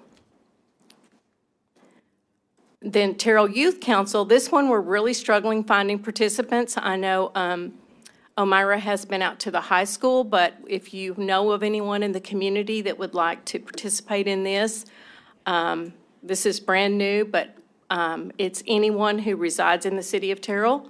They can be homeschool students, they can be private school students, but this should kick off October the 9th, and they will meet on Thursdays from 5 to 6:30. So just have them email Elmira with any questions. Okay. Oh, we're still here. Good. Okay. This is kind of a shout out to our Animal Adoption Center. They have worked so hard to get animals adopted, and that little box up there is just some statistics from the Sports Clips that did a fundraiser and adoption event, and you can see how much that increased over last year's event. And then just this past Saturday, they had 4 dogs out at the Heritage Market and Wine Walk, and 2 of the 4 dogs were adopted. So they already have another plan. I guess they're going to spend every weekend adopting dogs, so that's great. The next one is Saturday, August 23rd, and this one is a Clear the Shelter event, so there will not be any fees, and all the animals get their first round of vaccines. This is just a shout out to employees who participate in this. I know the blood banks are always short on blood in the summer months particularly, so I just provided some upcoming events if anybody wants to go. And there's James Pollock. He was also the one that volunteered with Donna the other night, so we appreciate him. And Nicole in our office typically organizes these for the city. So if you have an idea for a time or a place that we could do a blood drive, please reach out to Nicole. Earlier this week, Mark, the mayor, and I met with Nicole Manzel and Dwight Malone from TISD. And we discussed ways that the city and council could be more involved as volunteers with the school district. I think the most interesting thing that came out of that meeting is we are actually doing volunteer work with the school district that maybe some people aren't aware of, and they are actually doing volunteer work with us that, so a lot of it is just communication, but we did agree to try to continue to try to develop a partnership where we could do some individual volunteer opportunities at each campus. And they will continue to support some of our events like the mural walk and the tree lighting. I think we have 3 different groups volunteering at the mural walk. And then Sue was also in that meeting, and she's going to try to update the employee handbook to try to update the guidelines of when employees can actually take off and maybe volunteer during their lunch hour or something like that. So really, to do any kind of volunteer work, you need to do a background check. It's very simple. And I can email this link out to you if any of you are interested. Meanwhile, she said one of the needs was the non-perishable food items for their Tiger Mart at Furlough Middle School. And this is where they give non-perishable food items to families in the community each week. So that would be something if you don't really have the time, but. I'm sorry. No, go ahead.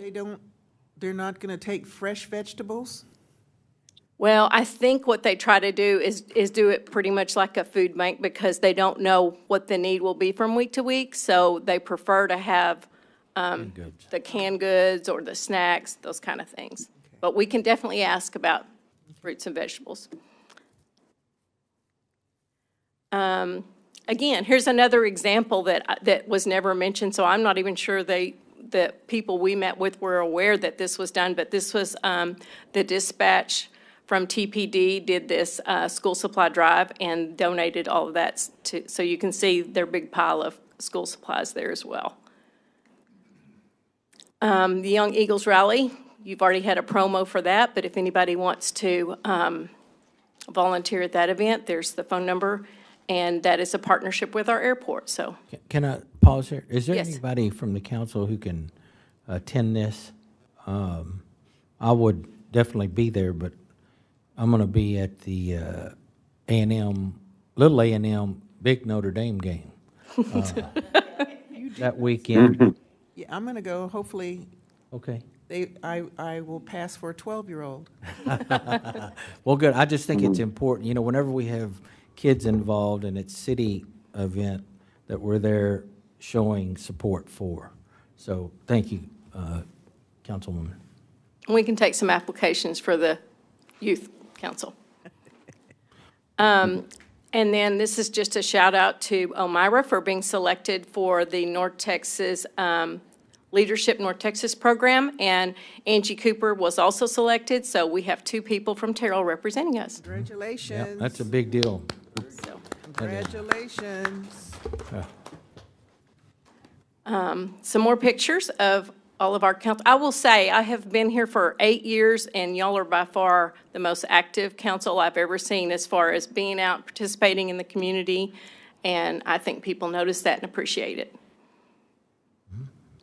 That's great. Okay, and this is the last one. This is just a look ahead at a couple of events. Over there on the left, this is not a downtown event, but it is going to be put on by Terrell Social. So this will be out at Zoe and Emma's Cafe out at the Shops at Terrell on September 5th. And then on September the 20th will be our annual mural walk. The picture of the Iris Theater celebrating 100 years, that's going to be our paint by number mural this year. So we're really excited about that. We also have an individual coming who will sit across from the Iris and paint that sign. So by the end of the day, he'll be able to show us his work. We have several different art groups coming in to do an art show at the Lyric. We'll have games for kids. We'll have some of the school kids are bringing rocks. They're going to make a snake out of rocks that are painted that will be displayed down on Rockwall and Moore. So we will have a lot going on that day. So that's from 10 to 3. And then that evening, you can go home, you can nap for 2 hours, and then be at the BFTS Casino Night at Platinum Ford. And that's from 7 to 10 that same evening.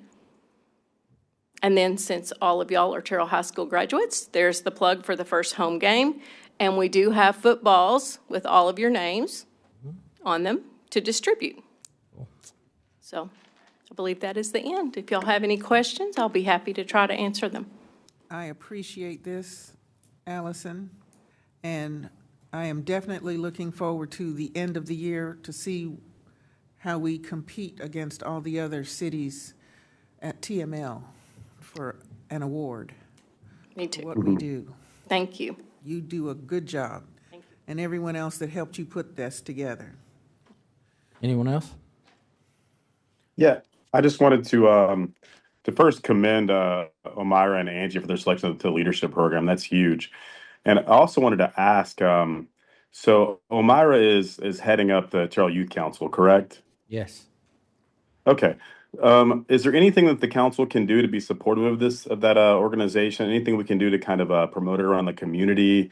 If there is, just feel free to shoot us an email or get us engaged with it, because I think it's so important for this program to get off to a good start. And I do know that it's the beginning of the school year, so kids probably aren't signing up for a big commitment just yet, and they're just not hearing about it. So probably take a couple of weeks to get people involved. But if we can help in any way, please let us know, Myra.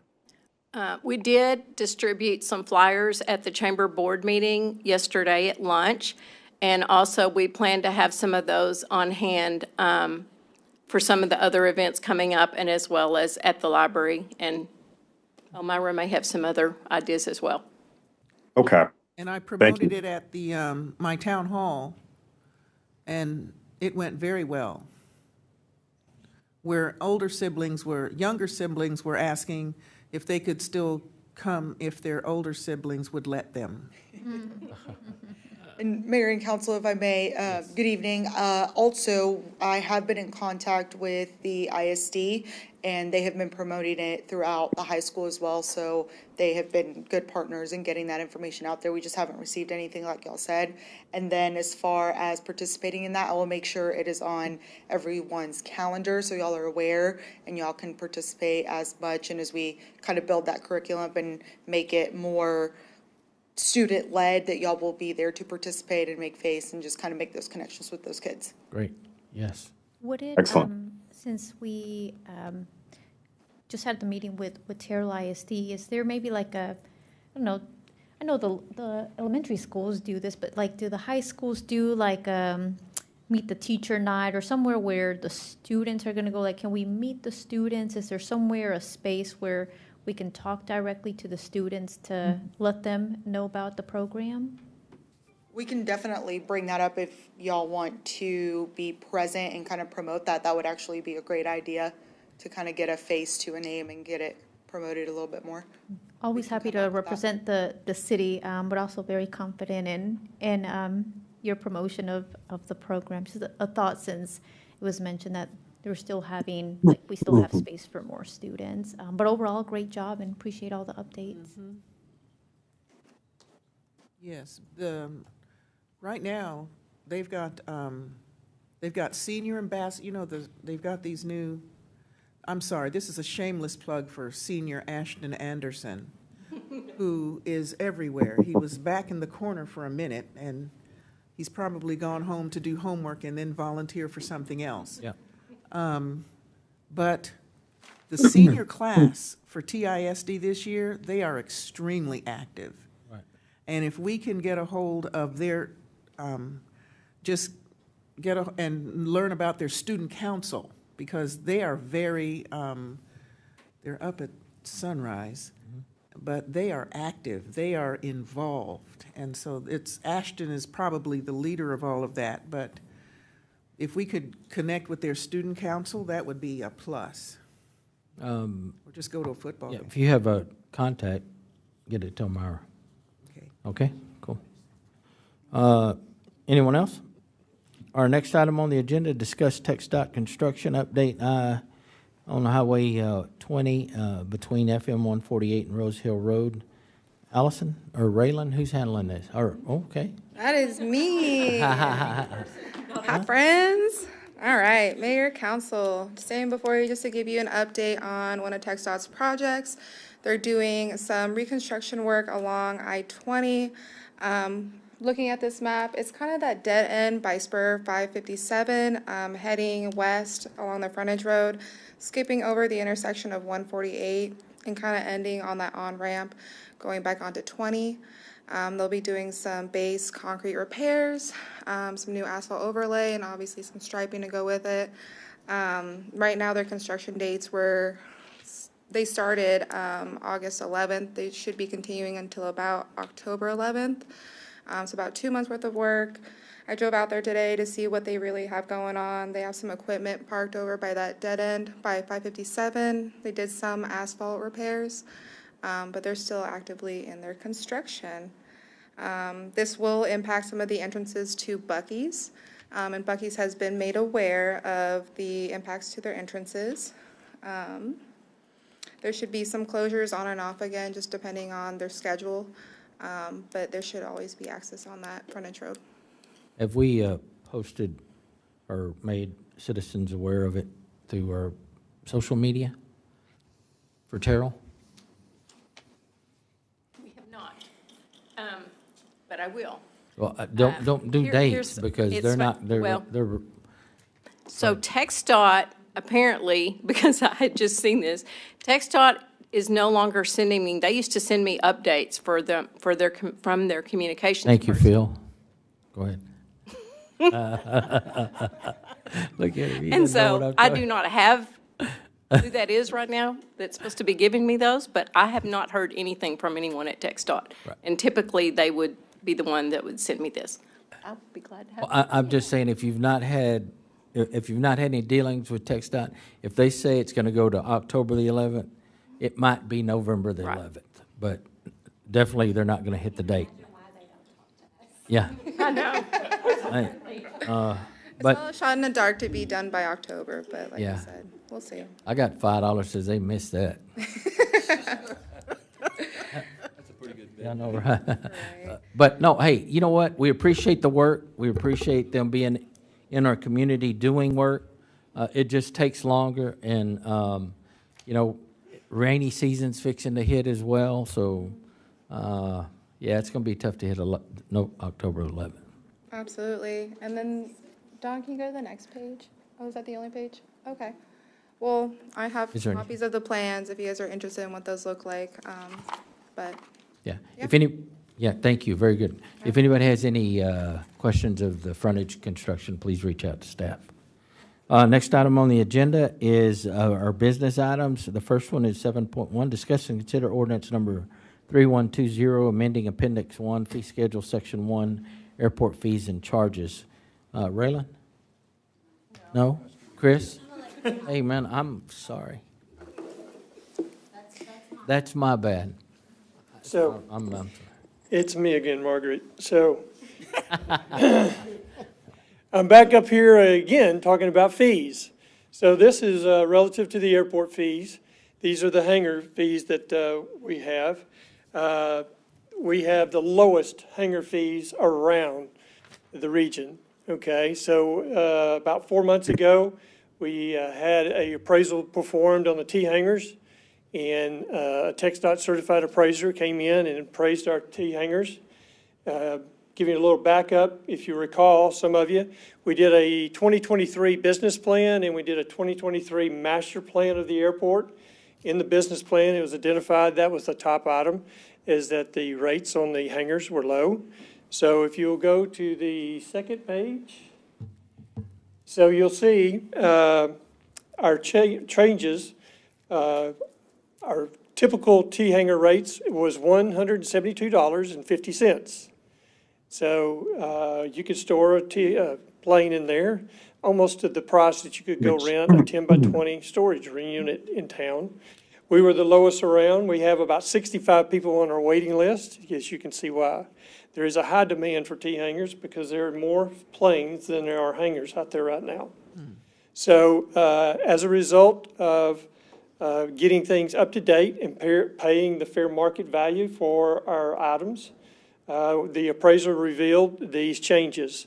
So the 172 would go to $275, and the hangars that are a little larger, and they go by door size and height, and the next step would be $375.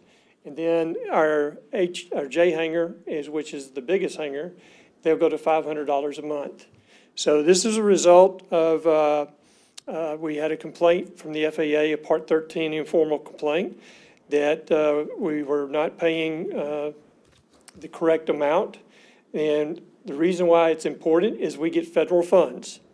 If we do not administer the airport assets and they're too low, then they could eliminate or reduce or cut our federal funds. So we get anywhere from $150,000 to $200,000 a year from the federal for operating the airport. So this is to establish, to get it back up to fair market value. So I had the opportunity to go and spend and share this information with the airport board. So they are all mostly pilots, and they have hangars. They realized that it was due. Our last change was in 2016, so we're almost 10 years before a rate increase. So this is what's before you to be considered and approved, to raise the rates to the recommended amount.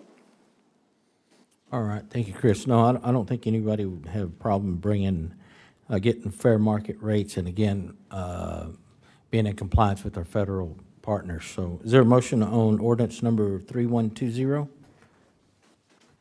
I do have a quick question. Yes. So, well, I don't know if this is the appropriate forum or not for this question, but I went to an air show recently in Chicago when I was there, and I'm curious if we've ever explored the cost or option of doing some sort of an air show situation with our airport. Oh, yes, we've done that before. It's pretty costly. Insurance. It is and costly? Yeah. But I'll let, Chris, you want to handle it? So as you recall, here about 4 months ago, you met the new FBO that started January 1. Kyle Esri came and visited with us, and as now he's been on the boots on the ground in here. So the attempt right here on the initial stages is to have basically fly in and coffee.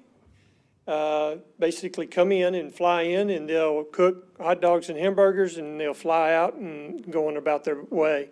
As far as an air show feel, yes, it becomes a very big ordeal. It's something that I wouldn't say is not going to happen, but I think it's something we could look at planning on down the road, maybe in next year, not for this year. This year, we're looking at doing maybe something once a quarter to get the notoriety of these folks coming in and spending the morning. Pilots get up early and they'll come in, fly in. They'll fly 4 hours and eat a hamburger and fly back. So they enjoy doing that.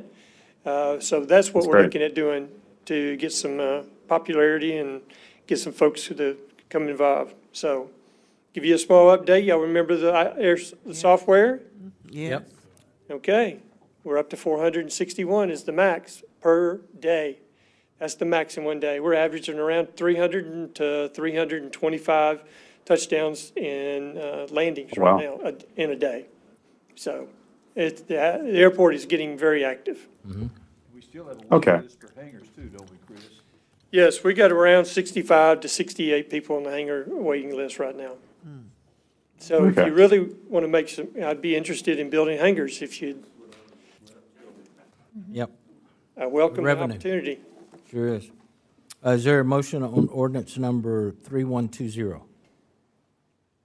Motion to approve ordinance 3120. Have a motion. Is there a second? Second.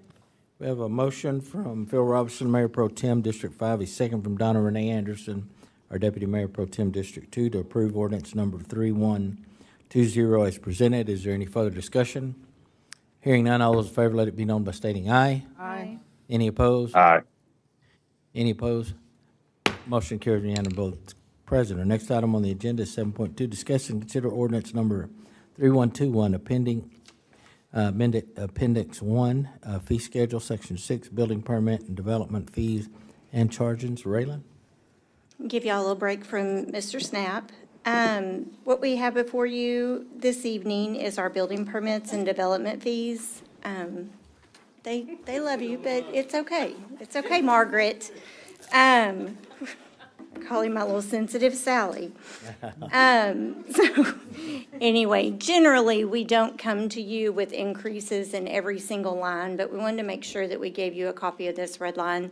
What we are moving to in our department to help the finance department, our clerks, and also our customers that we're working with at the window is we're doing an absorbed fee for our credit card. Generally, have to charge our citizens a convenience fee. It ends up being a reconciliation issue at the end of the day versus end of the month. And so we have gone in and done just a slight 3% increase, which will allow those prices to be set, and we won't have to go back and ask for convenience fees for credit cards. Also, if I decide to pay my water bill with my card, my check card, I don't have to pay an additional fee. This is just for the municipal development. But I bet we can look at possibilities on the utility billing side too. I would like to move to that model across the city. I come from an environment where we built the convenience fee into the fee so that there wasn't, I'm going to have to pay $120. Oh, great, now we're going to hit you with another $4. It should be built into the rate, and we should be absorbing that cost. Basically, is that those who use the service pay for the service. You're not helping. So anyway, that is why you see so many recommendations, and it's for each line. This will just balance us out on all the convenience fees. Okay. Anybody have any any concerns, questions? Is there a motion on ordinance number 3121? I make a motion that we approve ordinance number 3121 as written. Is there a second? Second. We have a motion from Donna Renee Anderson, Deputy Mayor Pro Tem District 2, second from Mayor Ronnie Velasquez, District 3, to approve ordinance number 3121 as presented. Oh, yeah, as presented. All those in favor, let it be known by stating aye. Aye. Aye. Any opposed? Motion carries unanimous vote of the president. Next item on the agenda is 7.3. Discuss and consider ordinance number 3122, amending Appendix 1, fee schedule, Section 13, right-of-way, construction permit fee. Again, this is going to be Raylan. Y'all will love the recommendations that we came up with the engineering department on this one, because it's speaking to all of those Atmos permits that were pulled all over town. So we're going to increase those permit fees whenever we have people working within our public right-of-way. And that way, they have to come in, pull the permits, we can monitor them. That way, it's double charge if we find them working without a permit. And we can keep a better eye on the outside franchisees that are working in the area. Okay, great. Anybody have any questions on this? Is there a motion on ordinance number 3122? Motion to approve ordinance number 3122. We have a motion. Is there a second? Second. We have a motion from Phil Robinson, Mayor Pro Tem, District 5, a second from Mayor Ronnie Velasquez, District 3, to approve ordinance number 3122 as presented. Is there any further discussion? Hearing none, all those in favor, let it be known by stating aye. Aye. Aye. Any opposed? Motion carries unanimous vote of the president. Our next item on the agenda, 7.4, discuss and consider ordinance number 3123, amending Appendix 1, fee schedule, Section 42, city departments, recoverable costs. Again, Raylan. So this is an update to last year's ordinance where we had to adopt a fee based on an hourly or a square foot for our engineering inspectors. So you'll see a slight increase with our third-party review, again, for the convenience fee. And then I wanted to also note that we added Section D as a recoverable cost. We run into, especially with our larger developments, people wanting to approach the idea of a TERS or a PID, et cetera. And so what we're trying to initiate here is a consultant expense and reimbursement agreement. So if we have a developer that's coming to us with these, we can go ahead and go into an agreement to where they understand if we're asking questions to our consultants, they will pay for that, Okay. plus administrative. So we're just trying to recover some of those costs as well. I think that's fair and wise. Anybody have any questions on this? I love option D there. I think that's a great idea. Okay. Very much so. Again, this is ordinance number 3123. 3123. Is there a motion? I make a motion that we approve ordinance number 3123. I have a motion. Is there a second? Second. Have a motion from Donna Renee Anderson, Deputy Mayor Pro Tem District 2, a second from Mayor Ronnie Velasquez, District 3, to approve ordinance number 3123 as presented. Is there any further discussion? Hearing none, all those in favor, let it be known by stating aye. Aye. Aye. Any opposed? Motion carries unanimous vote of the president. Next item on the agenda is 7.5, discuss and consider resolution number 2248, authorizing the interim city manager to negotiate and execute Terrell Municipal Airport lease agreements. Chris?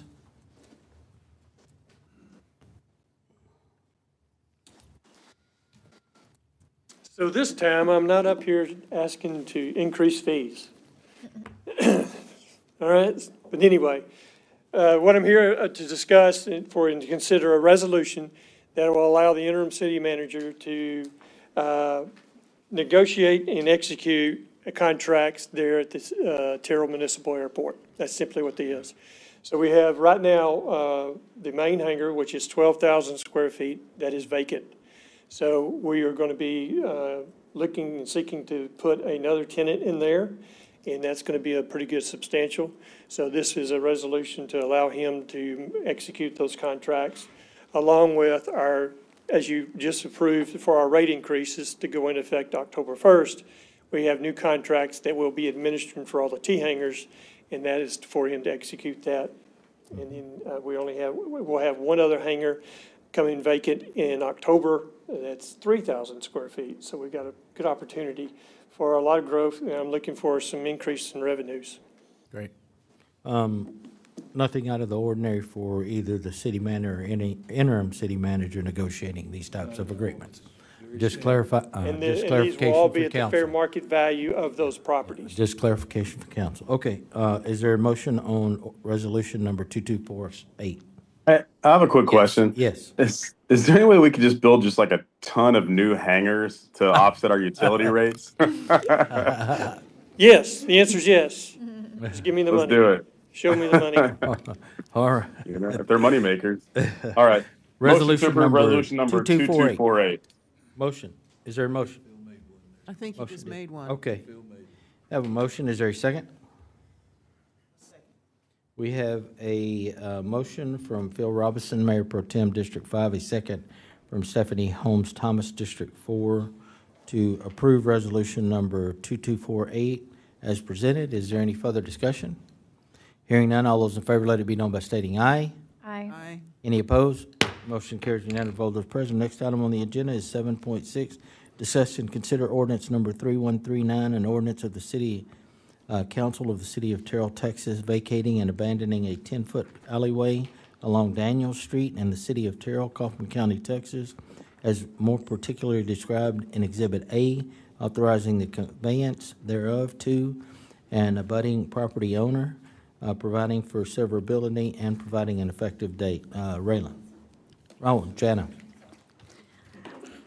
Sorry. Don's in trouble. That's two boo-boos. Okay, Mayor and Council, we have an opportunity to remove a large piece of land off our mowing list, and so Glenn Caldwell can thank us tomorrow for this. The size of this alleyway is 10 foot wide and 240 feet long. The neighboring applicant, who is Mr., can't remember. His name is Mr. DeBon. I kind of had a blank there. He came to me and would like to expand his property that faces Daniel Street. We told him that we can consider this abandonment. However, he needed to go and seek the approval and the waiver from the 4 abutting landowners that front Pinkston Street. And so Mr. DeBon had originally owned those 4 lots that now have all 4 homes on those properties.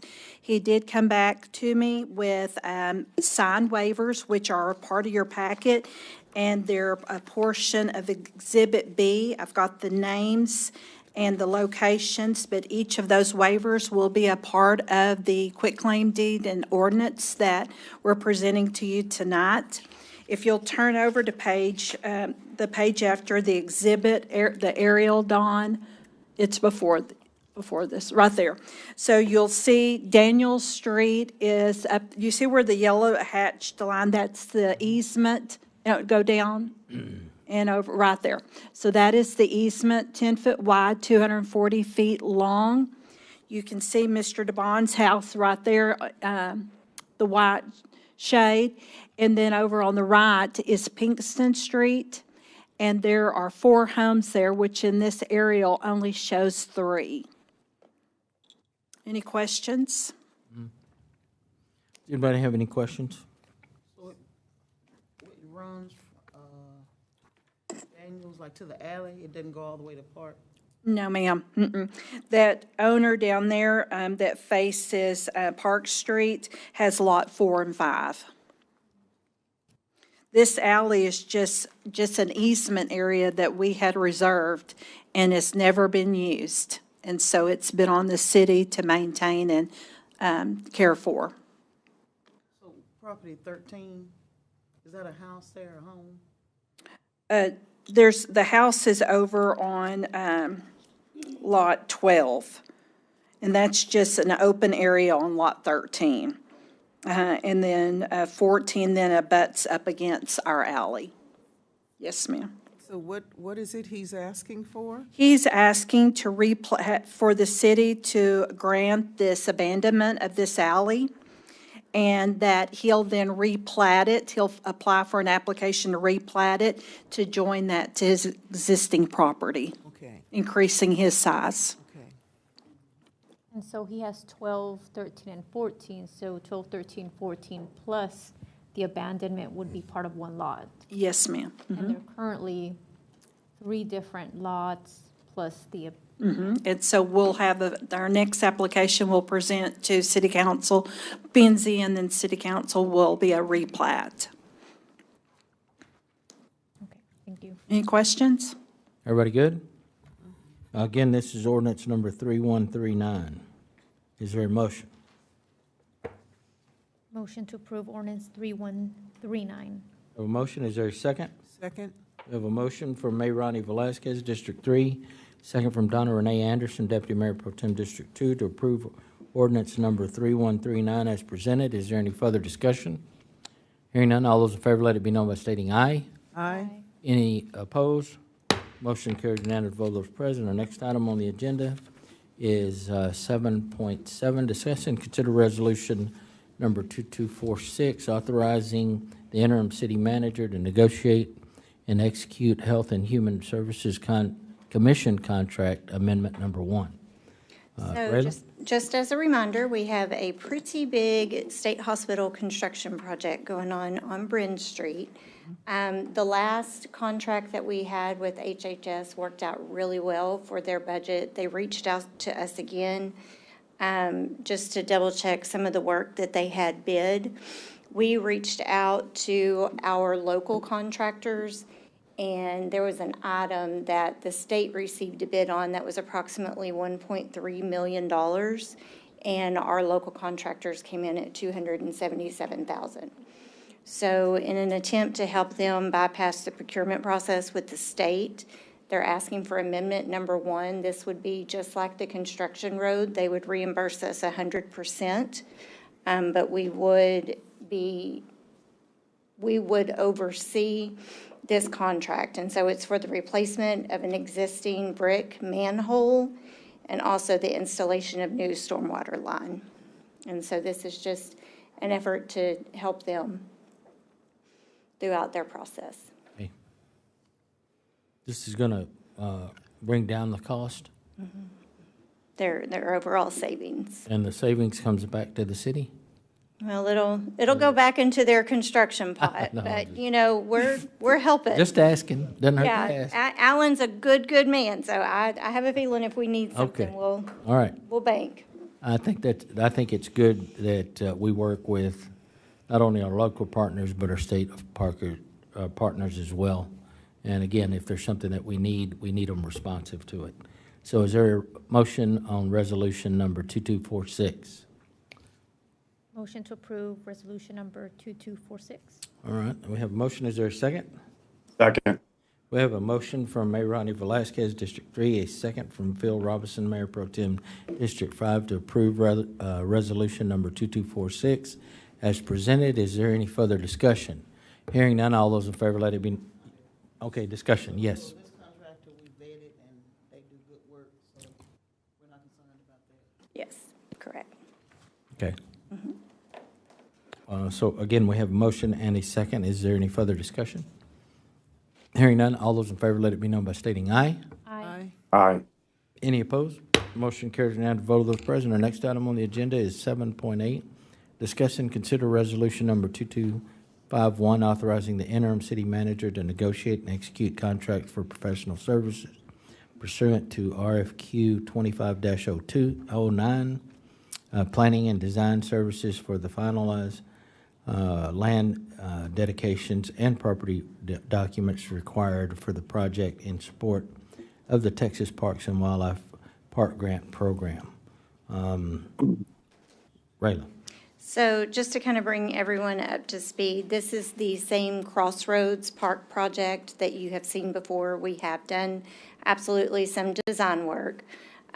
Since the announcement of Moby's, the placement of the park has changed, and also because of the Moby's design, we would be working with a different architect. So to make sure that we are still abiding by all of the Texas Parks and Wildlife grant, we went ahead and went out for an RFQ so that we had an open procurement for an architect, because we knew that we would need to partner with Hodges.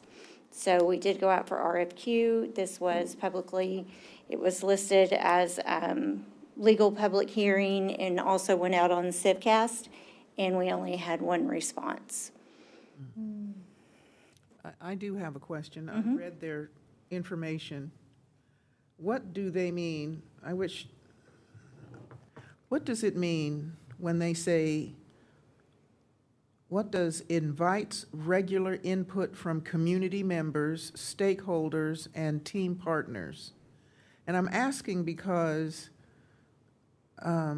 it's been my experience that when we have had contractors in the past, they said they did something and it was extremely vague and non-existent. So is this just a pretty phrase? Because it says they are well-grounded in listening. Well, no, actually, it will be something that we will have to hold them to, mainly because it falls under the Texas Parks and Wildlife Grant. And so there'll be a number of community events that we'll have to hold, just like y'all are doing with Kings Creek. So we as a city should always do that, but we will have to confirm that we've done that for the grant application. Okay. So. Okay, thank you. Raylan, for, just honestly, I'm just trying to follow this park, because it's been a while since we got the grant, and there was design work, and then Moby's came into play. So the latest design that has been brought before council, and I realize maybe, I don't know if that was before having our newest council members, has that design changed due to Moby's, or is there the design is in place, or schematics? So I'm not an engineer here, Right. but so I'm trying to figure out, is something changing with the latest design that was So brought before remember, council? everything is changing because the location of the park is changing. So it Because went it's from the not corner and north now to it's going south, up it's east to closer west. to Film Alley. So your components are still the same. You're still looking at a dog park, pickleball. You'll have some spaces for outdoor sports activities. So the components are the same, but we are having to go back and redesign it based on the new location. And so this resolution will let us go through the deed process, and then we have to go in and update Texas Parks and Wildlife that we've now changed again, and not just only our design, but actual location for the land. And when you say we changed the design, is that final or is there still room? And No. We're not even at concept. Okay. Yet. So those concepts will come back to city council, and then again, we'll have to have some community meetings, et cetera. So the community meeting, am I hearing you say that the community meeting will happen before the concept, or will a concept be created first to share with the community and then concept it would could be be shared. edited based on? Yeah. And are there specific requirements of, like, for example, this park must have X, Y, or Z that TWPD is saying to even get the grant? So we'll go back into the grant language, and you'll have to forgive me, Chris or I, either one were here whenever that grant got approved, but it's going to have very specific language, just like the park out at Kings Creek, that we have to make sure that we're doing this many walking trails, that we've accomplished all the goals that we set out to accomplish when we applied. So all of that will go into account when we start doing the concept design. I see Chris coming forward. So you know that the parks can't have help have certain hurdles that you have to abide by to obtain the grant. So we'll have to get back, and I don't know that one right offhand because it's been looked at several times, as you know. But we'll look at that, but there'll be when she says same components, we're gonna have we didn't have a pickleball court in the other design. This one's gonna have a pickleball court. It's gonna have a restroom adjacent to it. There's gonna be a place for a dog park area, and then an area for the kids to play. So, it's just moving locations. I know I appreciate the feedback, and I guess where I'm still not hesitant, just I'm trying to balance the different needs that we hear from community members on. We would love to have this, we would love to have that. Where is the best place to put it? And then not picking on pickleball courts. I play, I know community members play, but, I hear we've resurfaced pickleball courts, as an example, at Ben Gill. And then, there's been talk about, should we have pickleball courts at Kings Creek? And then now they're, having a conversation about pickleball courts here. And then we also have, Phil, I know you've brought up the dog park. Does this mean we're going to have 2 dog parks? But what about like the water fountain that families have been asking for? So just asking for some balance in the work that we're doing at the different parks, and the needs that community members are asking for, plus like the community meeting that we're going to have and the conceptual plan that will be rolled out. I think this really speaks to an email that I received from Mills earlier today. We're at a point, adding so much green space and acreage, we've got to make sure that our master park plan is updated so that we can take account for the pieces that have been added, what the community as a whole is lacking, and then plug in some of those developments that are being proposed also, just so we can start keeping an active list of the amenities that we're offering. And I appreciate that. Just what, I'm like, well, don't want to get down the road where we're like, oh, we have too many dog parks or too many pickleball courts, and we missed the ball on something like a water fountain for kids. Yeah, no, for sure. Okay, anyone else? Yeah, a quick question. Yes. Being that we received this grant so long ago, are we up against any kind of a deadline for completion of the work to maintain our qualification for the grant? No, we've met all the requirements, the filing requirements, and stayed within design. So we're staying in contact. We're in good standing.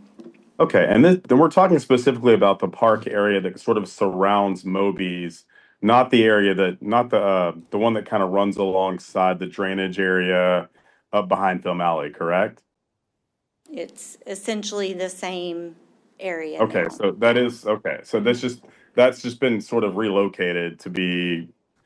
So the schematics we've seen for Moby's, those surrounding park areas there, that hasn't been actually. Yeah. So that hasn't been designed or engineered. Those were just kind of conceptual ideas, but we don't actually have a good idea of how those parks are really going to look yet at all, right? Right. Okay. That makes a lot of sense. I didn't know that was kind of still up in the air. Okay, and you said we went out for RFP and we only got one response? Yes, it was specifically for the Crossroads Park project.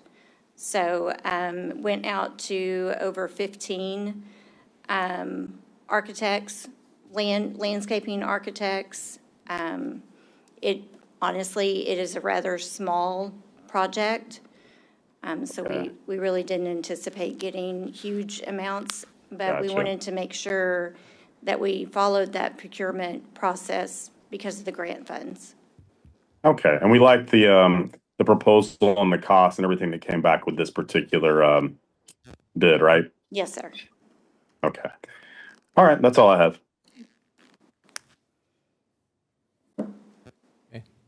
Again, this is Resolution 2251. Is there a motion? I make a motion that we approve resolution number 2251. I have a motion. Is there a second? Second. I have a motion from Donna Renee Anderson, our Deputy Mayor Pro Tem District 2, a second from Phil Robinson, our Mayor Pro Tem from District 5, to approve resolution number 2251 as presented. Is there any further discussion? Hearing none, all those in favor, let it be known by stating aye. Aye. Aye. Aye. Any opposed? Motion carries unanimous vote of the president. Our next item, council, are our consent agenda. These are all taken all at one time, unless one of you would like to pull one of these. This is 8.1 through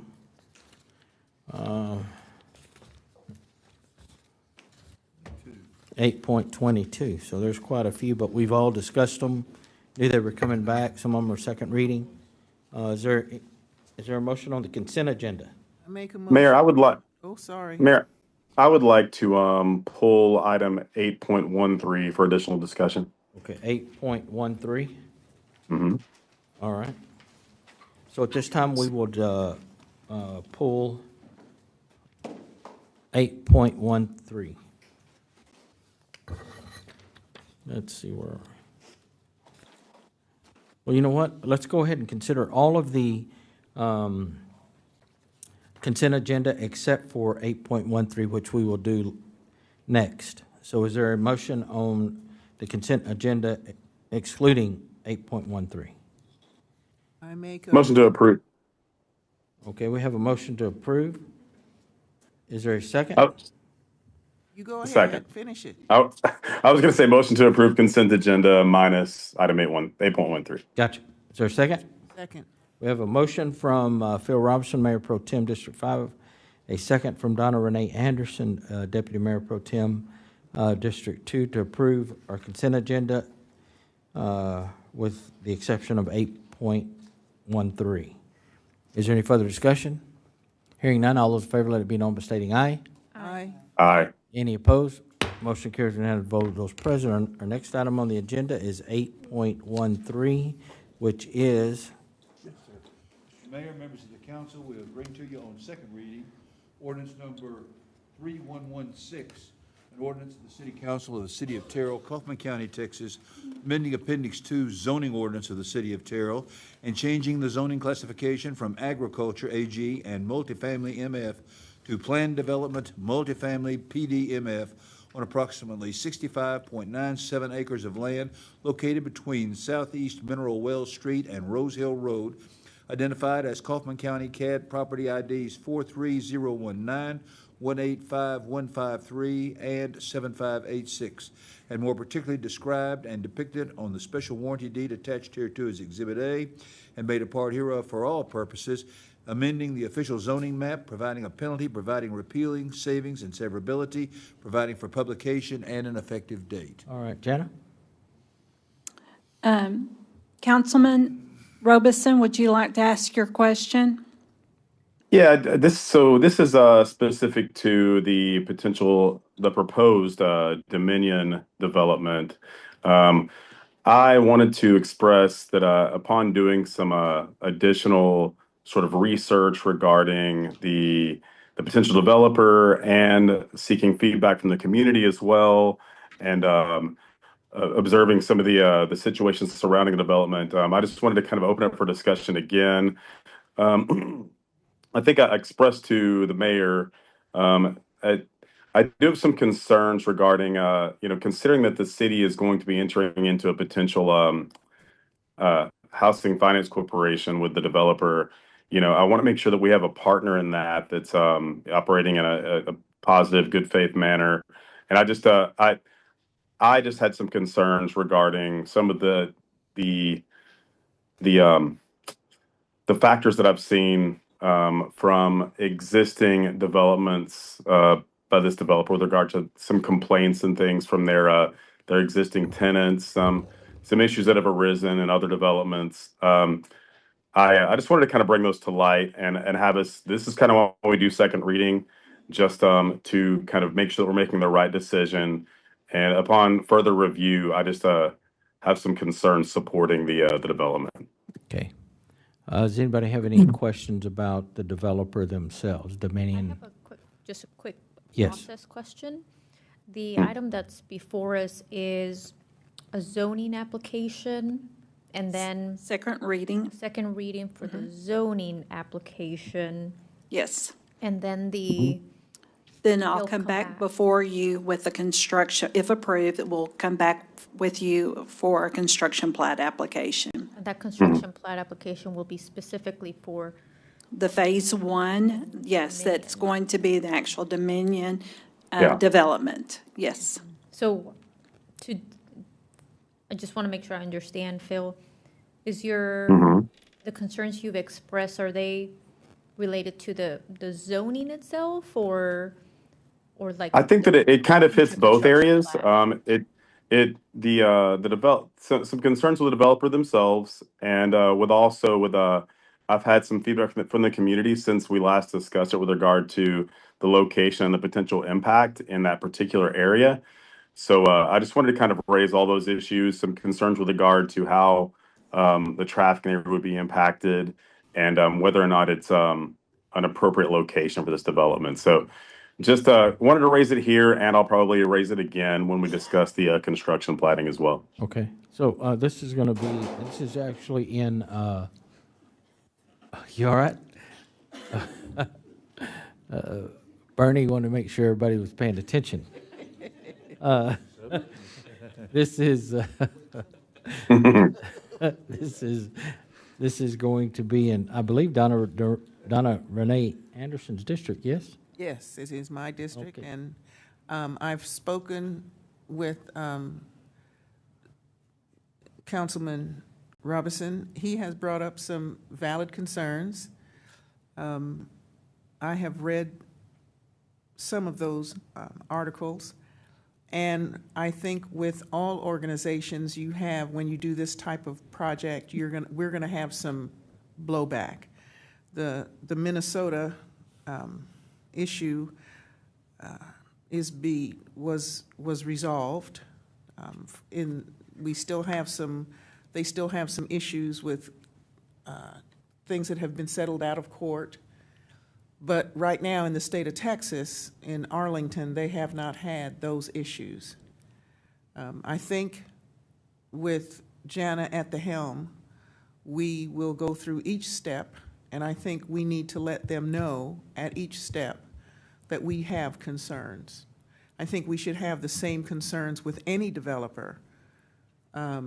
We've got this one in my district, and we've got one coming up in the north. So, and both of them have problems. So I think those are things that we need to, as long as we do due diligence and we get it all out in the open, I think we'll just move forward one step at a time. No, I agree with both council members. One, our Mayor Pro Tem for doing his due diligence, researching and finding out the issues. I had the same concerns. What have they not done in the state of Texas, or did we have anything that was under litigation here in Texas? And I don't think we do, right? Not at this, no, we do not. Right. And Attorney Shackelford did mention that they had some issues when he had spoken to us initially, but there was no particulars, so. Yeah, and there's no guarantee with any developer. You never know. But here's what I would say is that we need to find a way to protect the city, the organization, as best we can as we move forward. And again, to the Deputy Mayor Pro Tem's point, regardless of who it is that we're dealing with, we should have some, we should feel comfortable about moving forward. Yeah. Agreed. And this may not be the appropriate time to get into such detail because, again, this is just the zoning piece. Right. But some of the concerns is just making sure we're meeting the needs of our community, because I know that the need we're attempting to meet here is attainable housing for residents in need of that particular thing. And that being the case, I mean, the some of the specific concerns that are raised is sort of a, massive rental hikes and things that really cause problems for some of the residents in other locations. So I just want to make sure we're getting a good product here for our local folks. And just what I've read about the track record raised some concerns for me. But again, that's probably a discussion for our next item that arises regarding this developer. This is the zoning part of it. But to Agreed. your point, though, I think because we're the ones who are in charge of the housing authority, we might be able to position ourselves to where we have more input than maybe the others did, or maybe the lack of their participation caused some of that the oversight that didn't occur, that will occur here. I don't know, but we'll look into that as we move forward. Mayor Yes. Pro Tem, I hear your concerns, and I'm thinking we just need to make sure that we follow through as they present their plans, and we may need to just reconsider asking more questions and things at that time.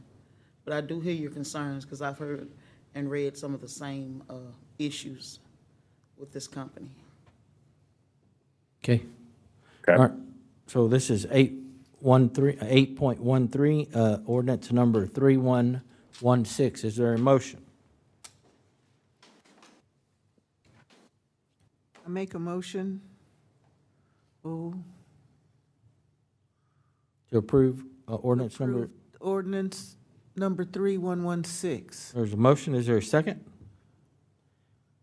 Second. We have a motion from Donna Renee Anderson, our Deputy Mayor Pro Tem District 2, second from Mayor Ronnie Velasquez, District 3, to approve ordinance number 3116 as presented on second reading.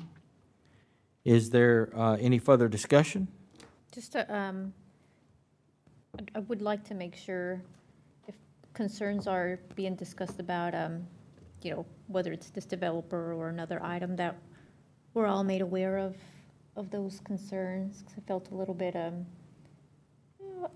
of the box on this Okay. one when concerns were mentioned. So I pulled up some research now on my laptop, but would like to be in the know Okay. next time. Sounds good. Duly noted. So motion and second. Any further discussion? All those in favor, let it be known by stating aye. Aye. Aye. Any opposed? Nay. Motion carries 3-1. Our next item on the agenda is what? Where are we? Information report. Our information reports. Council, as we move forward later, after we get through all of our budgeting and as we get toward the end of the year, I hope that we don't just have these on the agenda just for us, but we can spend some time discussing them. But at this point, I would ask that if you have a report, reach out to the staff member, and it's for your information.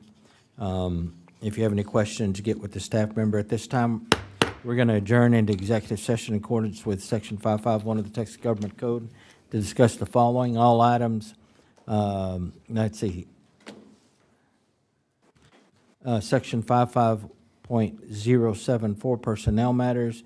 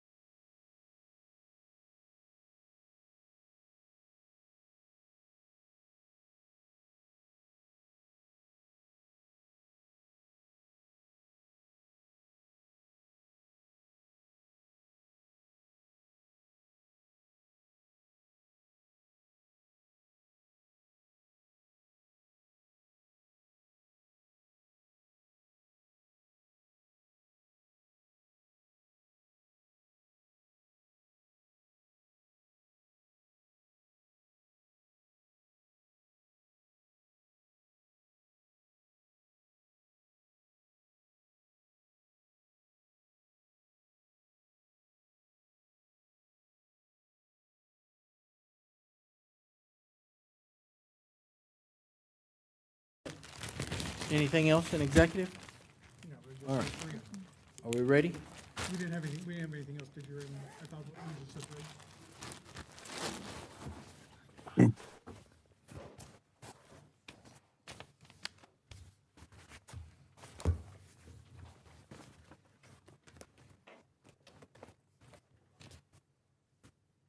All right.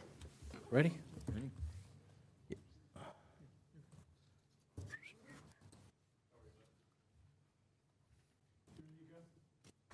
Huh?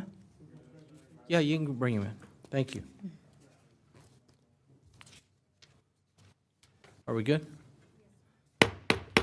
This time, we're going to reconvene into regular session, consider action, if any, on items discussed in the executive session. Are there anything, any motions, or Yes. we have something that needs to be read?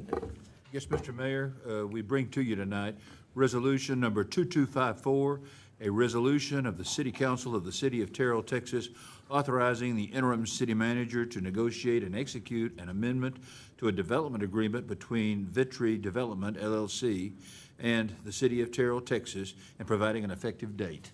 Okay. What is that? Resolution? Resolution Number 2254. 2254. Is there a motion? Motion to approve resolution number 2254. Have a motion. Is there a second? Second. We have a motion from Mayor Ronnie Velazquez, District 3, a second from Donna Renee Anderson, Deputy Mayor Pro Tem District 2, to approve resolution number 2254 as presented. Is there any further discussion? Hearing none, all those in favor, let it be known by saying aye. Aye. Aye. Any opposed? Motion carries unanimous vote of those present. We are now adjourned. Thank you, council. When's our next meeting? Thanks, everyone.